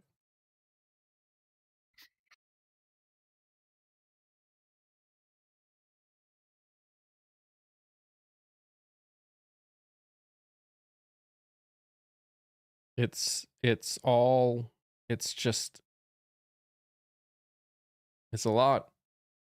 a lot.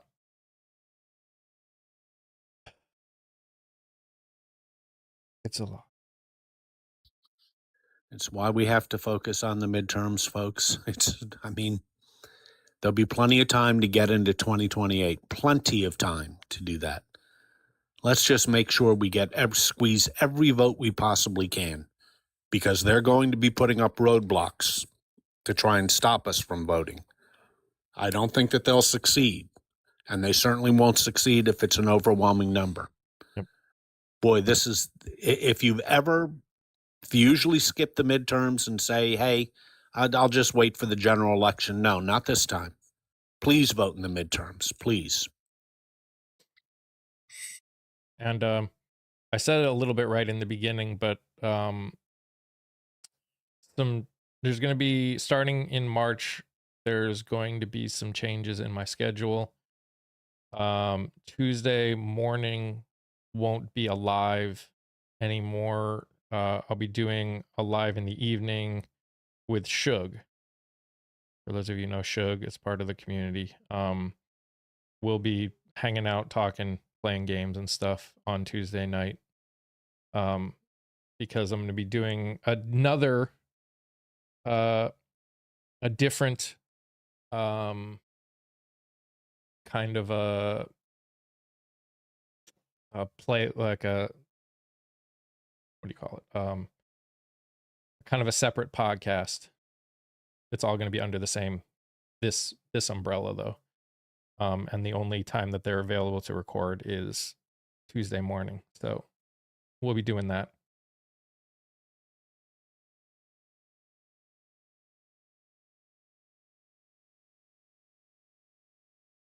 And it will help me get a little bit of variety in my week. Right now, my week's pretty much the same. Live and then lots of interviews. So be good to change it up a little bit. Just make sure you don't do anything to your lips. Those are your best selling point. I was saying this morning, my daughter is going to be making some fire lips, an emote, fire lips emote.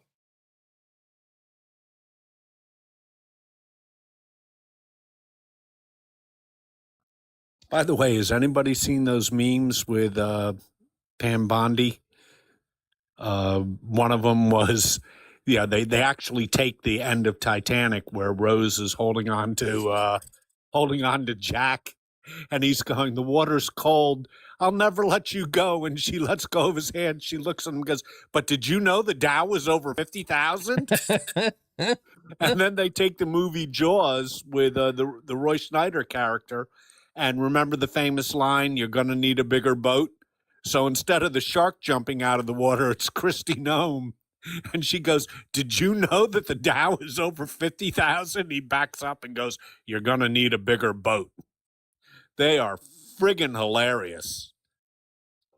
Who did that? They're all over. They're all over TikTok, or or go on YouTube and say Pam Bondi memes, and believe me, you'll get a million of them. They are so funny. I don't know who in the Department of Justice, or more importantly, who in the president's political team thought that her doing that would benefit them in the slightest. Talk about being out of touch. Holy shit.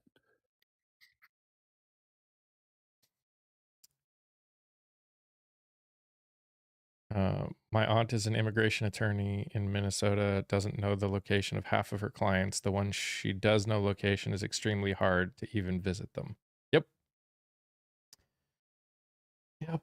We need a huge reckoning or we're going to cease to exist as we currently are, one country. I mean, there are so many possibilities. This is one of those reasons that I say there's so many possibilities that we could go, depending on what happens in the future. And this is where it gets hard. I think there's a lot of people that think they know exactly what's going to happen. We don't. Like people that say, oh, we were supposed to be XYZ. You said X, Y, and Z were going to happen after the tariffs. Yes. I said, if things stay the way they are, this is going to happen. And it would have. You know what didn't stay the same after April's tariffs? The tariffs. Things changed. He changed things about 100 times since that moment. And that has slowed things down. Trucker has asked a question in chat. Scott, did you see the Munich Security Conference and what did you think? I did watch the entire speech by Secretary of State Rubio. It was certainly a more polished version than the diatribe that Vice President Vance gave last year. But if you actually read the words and listen to the words, he was saying the same thing. Yep. Here was the bizarre instance of the Secretary of State basically in Germany of all places, going into a blood and soil diatribe that is basically ethnic purity. And the irony here is that Marco Rubio is the child of Cuban refugees. And he is talking about basically blood and soil. And if you know what blood and soil is, that refers back to 1933 Germany. Remember Adolf and the gang? That is what they talked about. And he talked about this in Germany. Mm-hmm. The irony is so thick you can cut it with a knife. And he didn't fool the Europeans. Yes, they gave him a round of applause because he didn't come out and spit on them like Vice President Vance did. But if you look at the words, there's not a whole lot of difference in what Rubio said and what Vance said. And this is absolutely getting it crystal clear to the Europeans that there is a new world order and they're going to have to go their own way. Now, the United States can say that we're happy that the Europeans are spending more on defense, and they are. But you want to know something? We lose a hell of a lot of leverage there, too. It's sort of like us with Ukraine. Trump is mad at Zelensky because he's not doing everything he wants. Well, Donald, you cut off arms sales. You cut off all aid to Ukraine. We're allowing the Europeans to purchase arms, of course, so we can make money and give them to Ukraine if they wish to. But when you don't give any money to someone, when you backstab your ally, you lose all leverage over them. So Donald Trump doesn't have the leverage on Ukraine that, let's say, a President Biden would have had with the $60 billion that we gave to Ukraine in arms. Yep. Not $60 billion in cash. That's what the Trump supporters get wrong. We didn't give them any cash. The Europeans gave them cash. We gave them arms, most of which was surplus that we were going to get rid of anyway. Yeah. So Biden had leverage on Zelensky. Trump is finding that he doesn't. And as we've seen, Trucker, to be more specific and answer your question, the Europeans just had the biggest trade deal ever signed with South America, 700 million people. They just signed a trade deal with China. They're negotiating with India. Canada has done the same thing with the exact same parties involved, China and India. South Korea is building new factories here. No, they're building them in Canada. So the world keeps spinning. And guess what? In this game of musical chairs, we've managed to find ourselves as the odd man out. And nothing Rubio did at the Munich Security Conference gave any indication that we were going to change course from this foreign policy disaster that we have created. Yep. The thing that frustrated me also in his speech was when he talked about UN being ineffective and how the United States did all these things and the UN couldn't do it. And the only thing I could think the entire time was that's because 90% of the time, either the US or Russia, depending on which specific area you're talking about, vetoed the things that they were trying to do in the UN Security Council. When the United States is the reason that the UN can't do things, and again, I know the UN doesn't have unlimited powers, but to say the UN is ineffective, and most of the reason the UN is ineffective is because of the United States or Russia is ridiculous. It pissed me off. The United Nations still serves a great purpose in terms of soft power, in terms of getting food, medicine, information to oppressed peoples everywhere. It's done a pretty good job with that since its founding. Is the United Nations a great military force? No, but it was never really designed to be.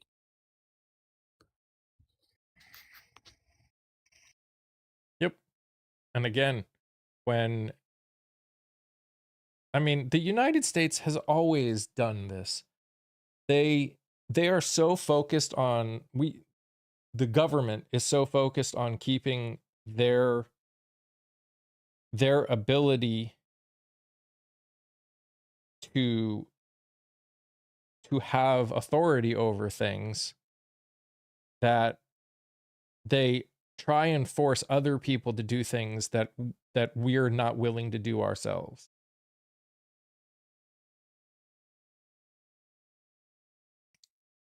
You see the comment by the guy who's no longer here, Big Daddy, if you don't like it, leave. We've been hearing that for 50 years in this country.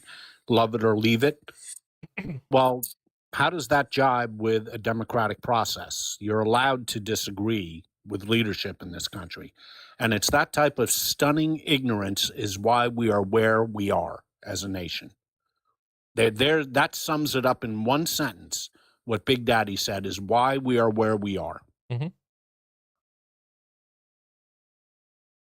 Trucker wants to know your thoughts on that Michigan governor, or do you mean Minnesota's governor, or who's governor?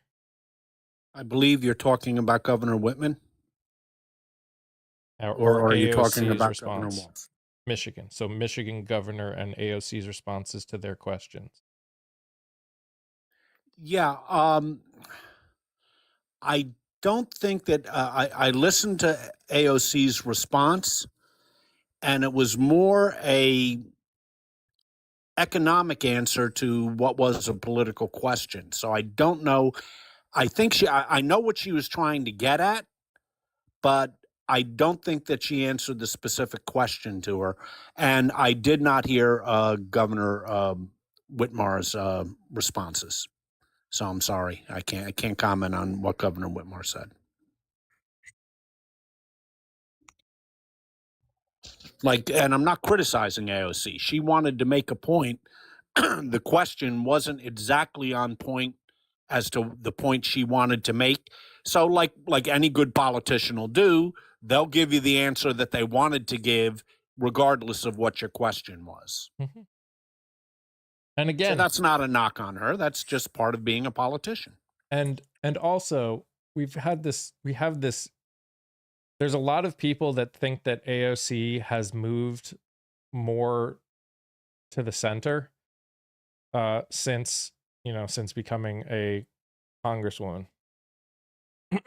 And I'm not sure I totally believe that. So here's the thing.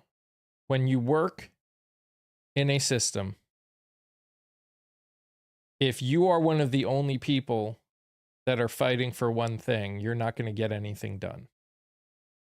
And there was a period in the beginning where she was very loud and pushed very hard for things that she believed as a very progressive person. And she realized that no one would talk to her. No one would take her seriously. No one would do anything because she was one of the only people like that in Congress. So she had to change the way she went about things. I truly believe if we get more progressives in office, that means through the primaries and into office, she would change a lot of the way she did things. Because she would have more backing from a larger group of people that looked at things the way she did. She could be more vocal because of that. This is why I say how important progressive or primaries are. If you want more things talked about, more stuff pushed, you need to get them through the primaries. You need to get progressives through the incumbents that are already here. Not just new Democrats that are running in seats that are normally Republican controlled. I'm talking seats that are incumbent positions that those people don't feel like they ever have to worry about it. There's multiple, and this is why I say fixing this problem is going to take work by all of us. By the way, hi Patty. It's going to take work by all of us. So much work. It's going to be exhausting. We already are exhausted. We already feel it right now. It's going to take work by us to get these people visibility, name recognition, so they can get through these primaries. Because again, look at what happened in the Republican Party. All of the Republican Party, whether we you could obviously make an argument that they all are MAGA now. I would argue that of the people in the House, at least, probably 30 of them are full out, are real, like crazy MAGA. There's a lot of them that just follow suit because, again, that's what has been taught, that's how you do it. But it's because there are 30 of them that now have power. This group of people now have power because they learned that if you don't, that you will get voted out if you don't listen to these MAGA people in Congress. So you want change? Then friggin' put people in that want change, because AOC by herself cannot get the change that we want. Bernie Sanders by himself cannot get the change that we want. Or at least that we say that we want. So there's this saying called hate the player, not the game. And AOC just had to learn how to play the game in a way to make it effective. Mhm. And that's the thing about it. Just because you learn how to play the game doesn't mean that you're giving up on what you believe, or that you're selling out, or any of that stuff. That's how you have to learn how to be effective, and then continue moving to keep progressing towards getting what things done. She realizes she's got a couple things against her. She is a woman. She's also a member of the BIPOC community, and she doesn't there's a whole set of different rules on top of what a lot of these other people are dealing with. I'm kind of speaking in code, but you know what I mean. Mhm. um that she has to play the game in a whole different way. Just like with Kamala, anytime that stuff comes into play. And I'm really excited for the day when she runs for Me too. president. I'm Absolutely. so excited for I think she's just fantastic, and I think that you get to see we've seen her grow so much since she first came on the scene. Um, and I think one of the things is, I hope that we can get away from the just because somebody's loud and passionate that they're ghetto or hood or anything like that. Because we just saw the AG the other day being exactly what my definition of that word is. Yeah, I've become impressed with AOC's political skills. I think her passion for her policy positions has not changed, but she realizes that you have to match the candidate to the district. That's why some of her best friends now in the Democratic caucus are more centrist when they come from very conservative districts. And she's made the point repeatedly now that you cannot run as a progressive in a deep red district because, for two reasons, it's politically foolish. And more importantly, she thinks it's morally wrong that a candidate should match the people in their district. You shouldn't try and make the people in their district match the candidate. And I think that's a maturation of AOC, and she's improving her political craft daily.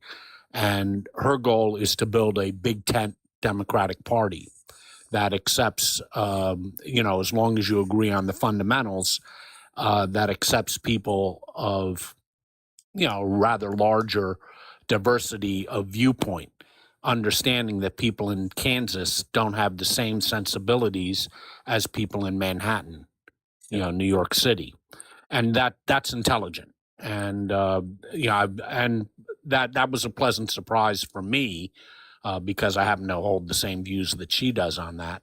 And I've become more impressed with her as a candidate. My own guess is that she has her eyes set on a New York Senate seat as her next step, but we'll see. Again, after the midterms, there's going to be a whole big field out there. Maybe she'll be part of it, maybe not. Yep. But as you said before, Mike, we're putting the cart ahead of the horse. Let's focus on 2026, and 2028 will take care of itself soon enough, folks. And here's something else that I've learned, and I think you will learn it a lot if you. So there's this weird thing that we're dealing with, that we're interacting with in this election, that I think is very different than the other ones. So what I will tell you is, I am interacting with people in some of the deepest, reddest areas in this country that are progressives. They aren't progressives in the same sense that someone like a Mamdani maybe is considered a progressive, but they are very progressive for their district. So we need to understand that in a country this big, what is considered progressive is not the same everywhere. The other thing, for some of those people that are actually about as progressive as someone like a Mamdani, the effort that they are making is not to make them progressives, but realize that someone like that person running is actually not that different from themselves. Here's the thing that I am realizing. There is not that much of a difference between someone who considers themselves a conservative. I'm not talking about MAGA. MAGA is a whole different problem. But someone who considers themselves a conservative and someone who considers themselves a progressive, in most instances, there's not actually that much of a difference between them. There really isn't. Because right now we are stuck in identity politics. You think, no, I'm talking about my experiences from interacting with people. I've been following politics for more than 50 years, and I couldn't agree with you more. The difference is that there's not too many conservatives in the Democratic Party, but there are some people who are center left, then a little bit more left, then further left. But if you take a look at their position on the issues, you can't find a dime's worth of difference between them. It's more tone than it is anywhere else. And a prime example is the young man, the mechanic who won in Texas 9, I believe it was. Mm-hmm. He had a 32-point flip. He was talking about the same kitchen table issues that Mandami's talking about. No difference at all, except he was putting it in a tone that matched his district. Mm-hmm. He's one of them. He's a working class guy. Yep. He's a union rep. He didn't talk about any of the purity or the cancel culture or any of the crap that sometimes the Democrats get caught up in. Yep. He was talking about kitchen table issues that meant something to his constituents. What was the result? Well, let's just take a look at the Latino community. In 2024, the Latino community in that district split 50-50 between Trump and Harris. In this election, he took 80% of the Latino vote. 80%. So it can be done. And this is something that AOC emphasizes all the time. Match your candidate to your district. Yeah. Don't try and match your district to the candidate. Just yesterday interviewed someone, and you'll see the video obviously later because they're not running in a place that's in their primaries right now. Running in Missouri, state seat in Missouri, 157th district, rural, very like union factory-ish kind of district of Missouri. He was talking about the fact, because I always ask everyone who's running what it's like running in your district as someone with a D next to your name. And he was like, on the day after I put my name in the hat officially and announced that I was running, two stores, small stores, because it's a lot of mom and pop kind of stores around there, for people that strongly consider themselves Republicans, said, I know you, and I know you care about the people in this district and in this town, and because of that, I will vote for you. We have an issue, like one of the issues in his area.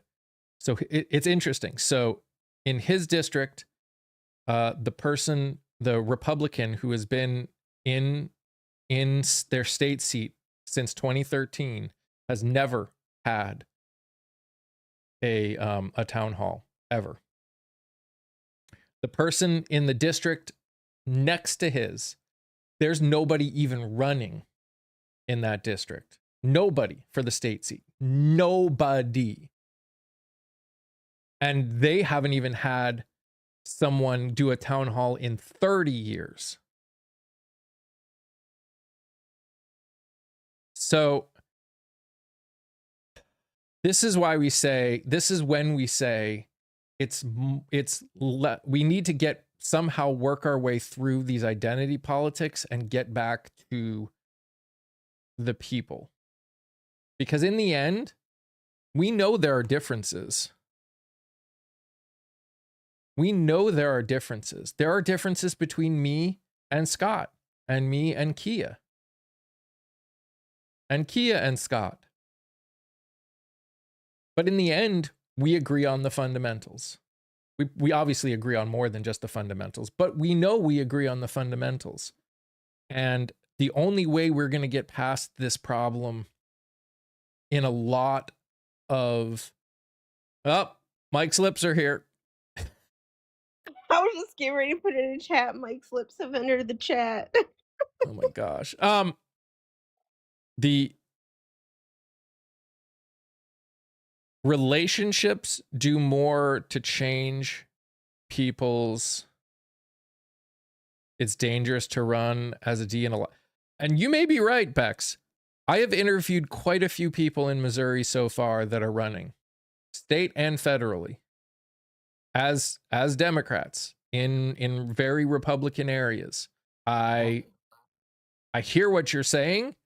I'm not sure that is as true as, or maybe they just are willing to take the chance. All I can tell you is I am interviewing quite a few people right now. And Bex, take a look at District 9 in Texas, and that district is larger than any congressional district, so you're not talking about a few people there. And that voted for Trump by 17 and voted for the Democrat by 15 1 year later. 32-point swing in 1 year. So I hear you, what you're saying about Missouri, especially Missouri politics. But things may be changing. You know, I was looking at some polling. Fucking phone. Okay, another telemarketer gone. I was looking at some polling. What's the biggest group that votes for Trump? Well, obviously, working class people. That's the heart of the Republican coalition. You know, they won them 2-1. In the New Jersey election that just got finished, Mikey Sherrill split that 50-50. In Virginia, the rural vote went for Donald Trump 3-1. Abigail Spanberger, almost 50-50. So some of the things that we took as the rules of American politics are changing. And they might continue to change. So I'm not saying you're wrong, Beck. You're probably right. But things are changing. And if the Democrats don't have to win the working class vote, but if they can get it down to 55-45 Republican, mathematically, the Republicans have no chance of winning. And they have no chance. I think there are a lot of people, whether they are willing to fully admit it or not yet, are starting to really get tired of the idea of Republican versus Democrat. They know what they've been taught. They know what they're hearing, but they also know what they're seeing. And like I said, there are some areas that they never see their representative. They've never even had someone run against their representative in the last 10 to 30 years. And there are still people that are struggling with the idea of ever voting for someone from the other party. And again, I hear you, Bex, 1,000,000% that there is that fear. I'm just telling you what I have experienced, which is I have now interviewed 2 people that are running for state districts in small area, in ruralish areas, very red areas of Missouri. She replied to me. That comment is a reply to me. I asked her a question. How long had they been under GOP rule? Oh, no. She said the super PAC rule. I'm just letting you know she's replying to me. Okay. I was just still talking about the other stuff that we were talking about. I just know what I've experienced, which is I've talked to one person who's running for Congress and for federal Congress, and 2 that are running for state seats. So far, I think that's all that I've talked to in Missouri, but I know I've got some more that are on the list to talk to. And these people are, what you're seeing different is you're seeing a lot of people that are factory workers. The guy I interviewed yesterday is a factory worker. And he is like I'm tired of this. He's talking about how the fact that their education is getting destroyed in his district. And they can't, and everyone's talking about it and nobody's doing anything about it. So he's like, all right, somebody's got to do something about it. So I'm going to step up and I'm going to do something about it. And I think that's something you are seeing in this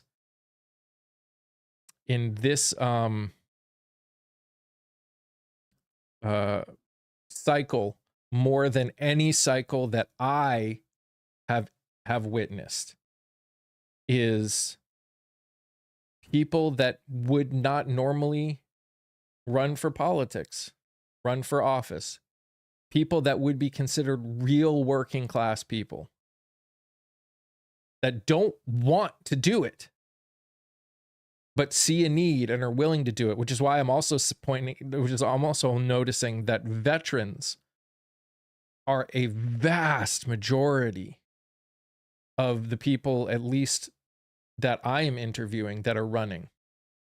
It's crazy the number of veterans that are running right now, at least as a percentage of the people that I'm interviewing. It's wild. Lots of scientists.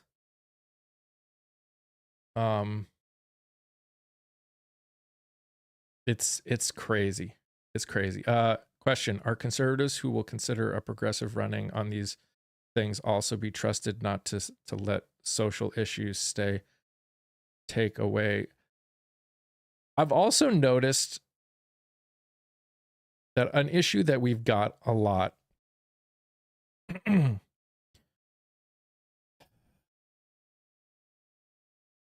I don't know if we even got time to talk about it really at this moment.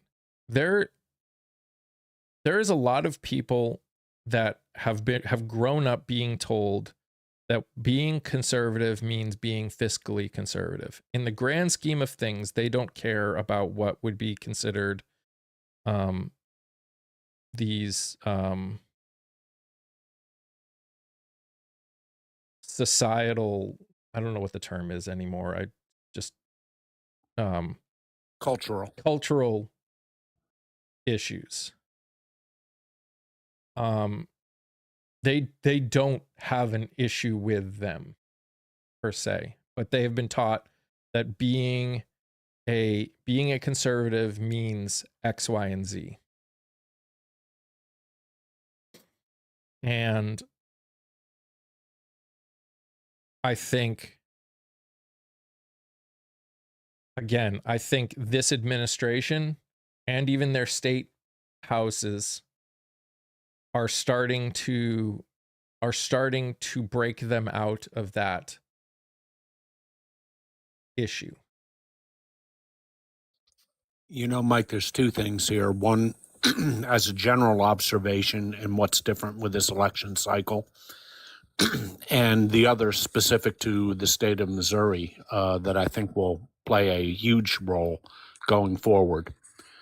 The specific thing is we are underestimating, or some people are underestimating, the impact of the big, beautiful bill on the electorate. That has been a shock to the system. Take a look at the polling on the Affordable Care Act cuts. That has hit a lot of people hard. The average for people paying more on the Affordable Care Act is 150% increase.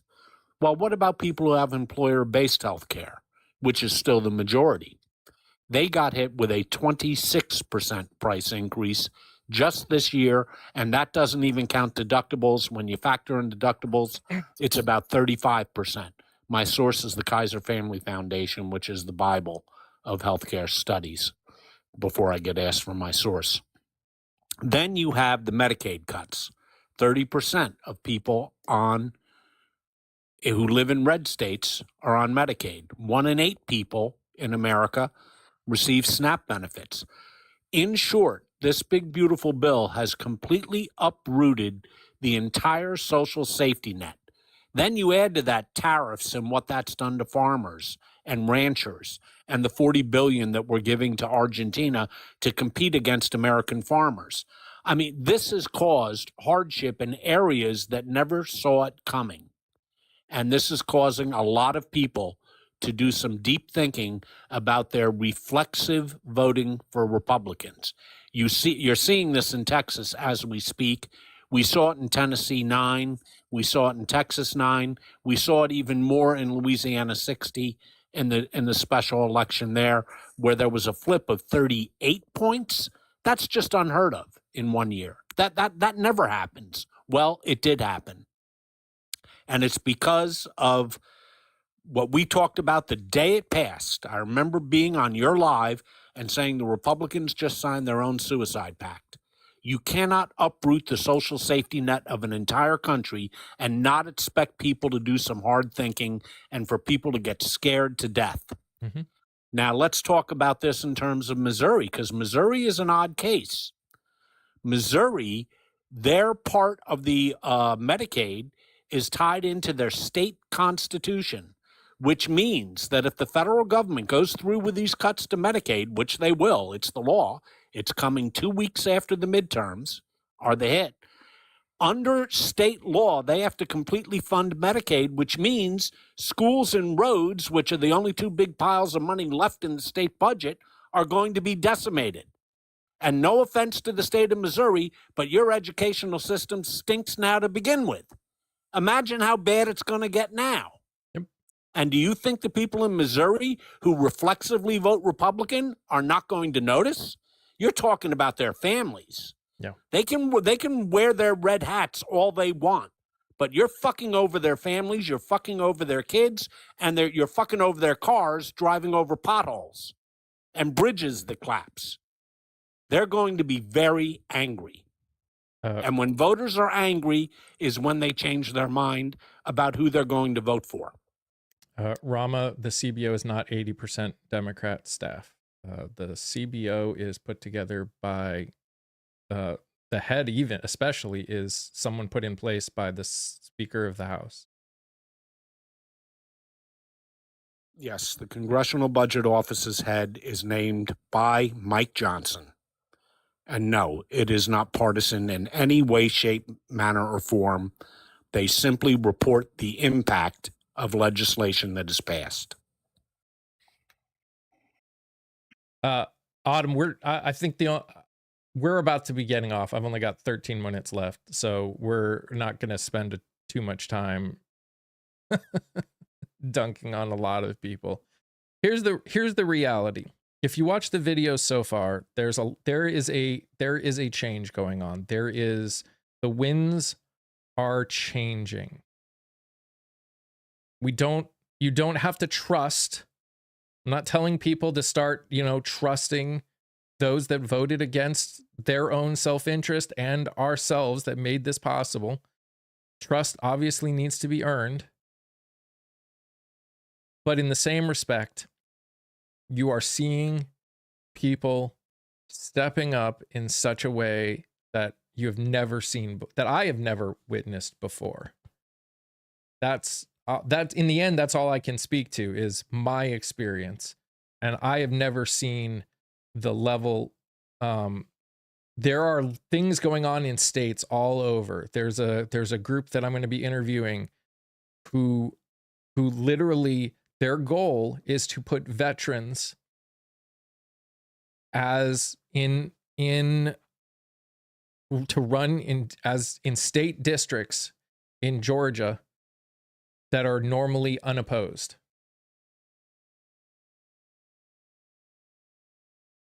There are people that I know that I've interviewed that this is their third time running. And they actually have a chance to win now because this is the third time they've been running. There's so many people that are running again that it's their second time. They knew they wouldn't win the first time, but they're running again because it's that important. There's a huge change going on. And when I've said this before, that I think we are on the precipice of a change, which is why the conservative MAGA especially is pulling back as hard as they are. The more they see the change coming, the more afraid they will get and the harder they will pull. This is, you look at throughout history, civil rights era, women's suffrage era, post-slavery era, or pre-Civil War era. Every time they see the winds changing, people that don't want it to change, people that don't want it to change, grab on harder and try and pull and stop it from happening. It's happening. You can't, the people that are fighting against this, most of them don't understand how the internet or social media or any of this works. That's not the world they live in.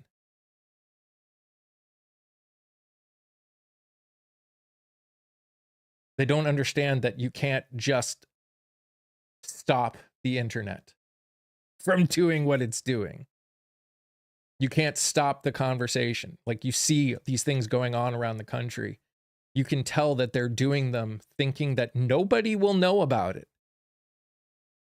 And then they get surprised when the entire world knows about it and won't stop talking about it, which is why they end up freaking out.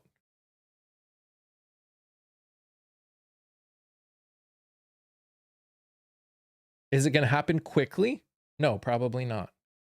Because 200 million people don't do anything quickly. It's just it's a sad reality, but it's also truth. But the change is there. And I think the amount of progressives that are running for office in both state and federal this year is probably the largest that has ever happened. The 150 trillion is a fact if you would quit bellyaching and 150 trillion what? What is he even referring to? If I were guessing, it's the amount of money that this administration has brought into the country. I'm pretty sure I heard Trump use that. Oh, 150 trillion? Yep. Actually, the Department of the Treasury says it's more like 280 billion in tariffs, which, by the way, are a tax on the American people. Yep. Nothing to be bragging about at any rate. 150 trillion. Mm-hmm. Where do you come up with such nonsensical numbers? Where? Oh God! From the same place where he said that he's going to save us 1,000% on our pharmacy stuff. Our Doge checks. Huh? Yeah, and Doge checks. It's going to come from our Doge checks. Yep. Scott, do you want to do the ad? Sure. Well, folks, as always, a far-ranging and always interesting discussion, and that's thanks to your content creator and host, Mike. And if you look in your upper left-hand corner, you're going to see his name. But you've heard me do these commercials before. That's not what I want you to pay attention to. Look at that little orange heart and give it a tap, please, because then a big old box is going to drop down. And on the right-hand side of that box, you're going to see 6 small rectangular boxes. Some will be blank. Don't pay attention to those. Others, however, will be shaded in black. Please tap on those boxes. That way your content creator and host, Mike, gets points. But I know what you're thinking. Gee, I sort of wish there was something in it for me. Well, there is. You get the same amount of points, all tariff-free. Pam Bondi isn't going to take them away from you, I promise. You get points, he gets points, everybody gets points. You both come out a winner. Best part is it only takes you 5 seconds to do it, so please do it. Now, we've talked a lot about the other side, the tube of you. You know what I'm talking about. Folks, we were just discussing Larry Ellison before. We're talking about him taking over CBS with Paramount, now trying to take over Warner Brothers. Well, guess what else he owns? He also owns TikTok. Not the majority share, but he's the managing partner of it, of the consortium. So we don't know how long we're even going to be here on TikTok. Yes, that's on the table. It's unfortunate, but it's on the table. Therefore, it is not in Mike's interest or Kia's interest or my interest. It's in your interest to get used to using the tube of you, because we don't know what the future holds over here. It's in your interest to get used to it. If you like this community, if you like coming on here, if you like provocative conversation, then please try and go over there and, a little half hour here, a half hour there. Get used to using the tube. Even somebody as old and stubborn as myself is doing it. And if I can do it, believe me, you can do it too. And there's another reason. There's a hell of a lot of interesting content over there. Mike has been talking about it a lot, about interviewing different candidates for different positions from all states, all regions across the country. That's interesting in and of itself. But if that doesn't float your boat, he has other things that he talks about with other interesting people. It's a great way to spend a few minutes of your time, maybe when you're having your morning coffee, or maybe right before you go to bed and you want to watch a good podcast. If you haven't tried it out, here's the only thing I ask you to do. Just try one of them. If you try one of them, I guarantee you'll be back for more. Please do so. I think you'll find it interesting. And the engagement is important. And you getting used to using the tube of you, that's just as important. Thanks, Scott. And there are some really good ones. Like I interviewed someone who was detained by ICE. We have some great people that I've talked to that just talked about stuff that's going on in the world. We talk about what unity and resistance looks like. That they don't have anything to do with candidates. Yeah. So Zoe, last week someone randomly said in the comment that I had fire lips, and because my community is my community, they decided to go with it, and it's become a thing. And someone decided to make a alt account that's of my lips. Anyways, also know we have a Discord. We're trying to get more stuff to happen in it. There used to be tons of conversation. CBO. Mike, can I hate to interrupt you. That fucking, I wrote take care deer to Kia, not Tuskegee care deer. I didn't mean to bring up the Tuskegee Airmen, although we could talk about that. I love that subject too, but that wasn't what I typed. I wrote take care, and somehow this fucking machine wrote Tuskegee. I was going to ask, what's that? You think I'm going to go fly a plane? Absolutely not. If I get in the air, I think you would make one hell of a pilot. Yeah, I'm telling you straight up. If you ever walk onto a plane or any kind of flying apparatus and you see me standing there smiling, take your shit, turn around, and go the other way. Have a great day, everybody, and I'll see some of you guys soon. Take care, Kia. Yep. Bye. Everyone, thank you so much for being here. Please go watch the videos that I'm posting of the people that are running. These people are not taking PAC money. These people want accountability. These people need name recognition and visibility, and the way that we do that is by watching these videos and sharing them with people, especially if you know people in the states that they're running in. That's how these people get name recognition enough to potentially make it through the primaries. So please watch it and share it. That stuff is really important. Anyone in Arkansas, we've reached out to people in Arkansas. We've not heard back. So if you know anyone running, please reach out to them and send them our way. We would love to. How do you find? It's the same name, Spirit Fox. Same name, same picture as right there. But yeah, if you know people that are running, please send them our way. We'd love to interview. Someone actually just joined who's helping joined the team and is helping me do some of these interviews. So I'm not doing all of them because I'm doing like 4 or 5 a day, and that's a lot. So, but yeah, guys, thank you so much for being here. Scott, Kia, obviously, who already left. Thank you guys. I always appreciate having you up. And we'll see you guys tomorrow morning. You guys are amazing just the way you are, and I love you all very much. Stay safe, stay healthy. Remember to sing, laugh, dance, smile. Do something that makes you happy. Enjoy the good weather. It's great weather, especially if you're in the East Coast neck of the woods. All right, bye guys.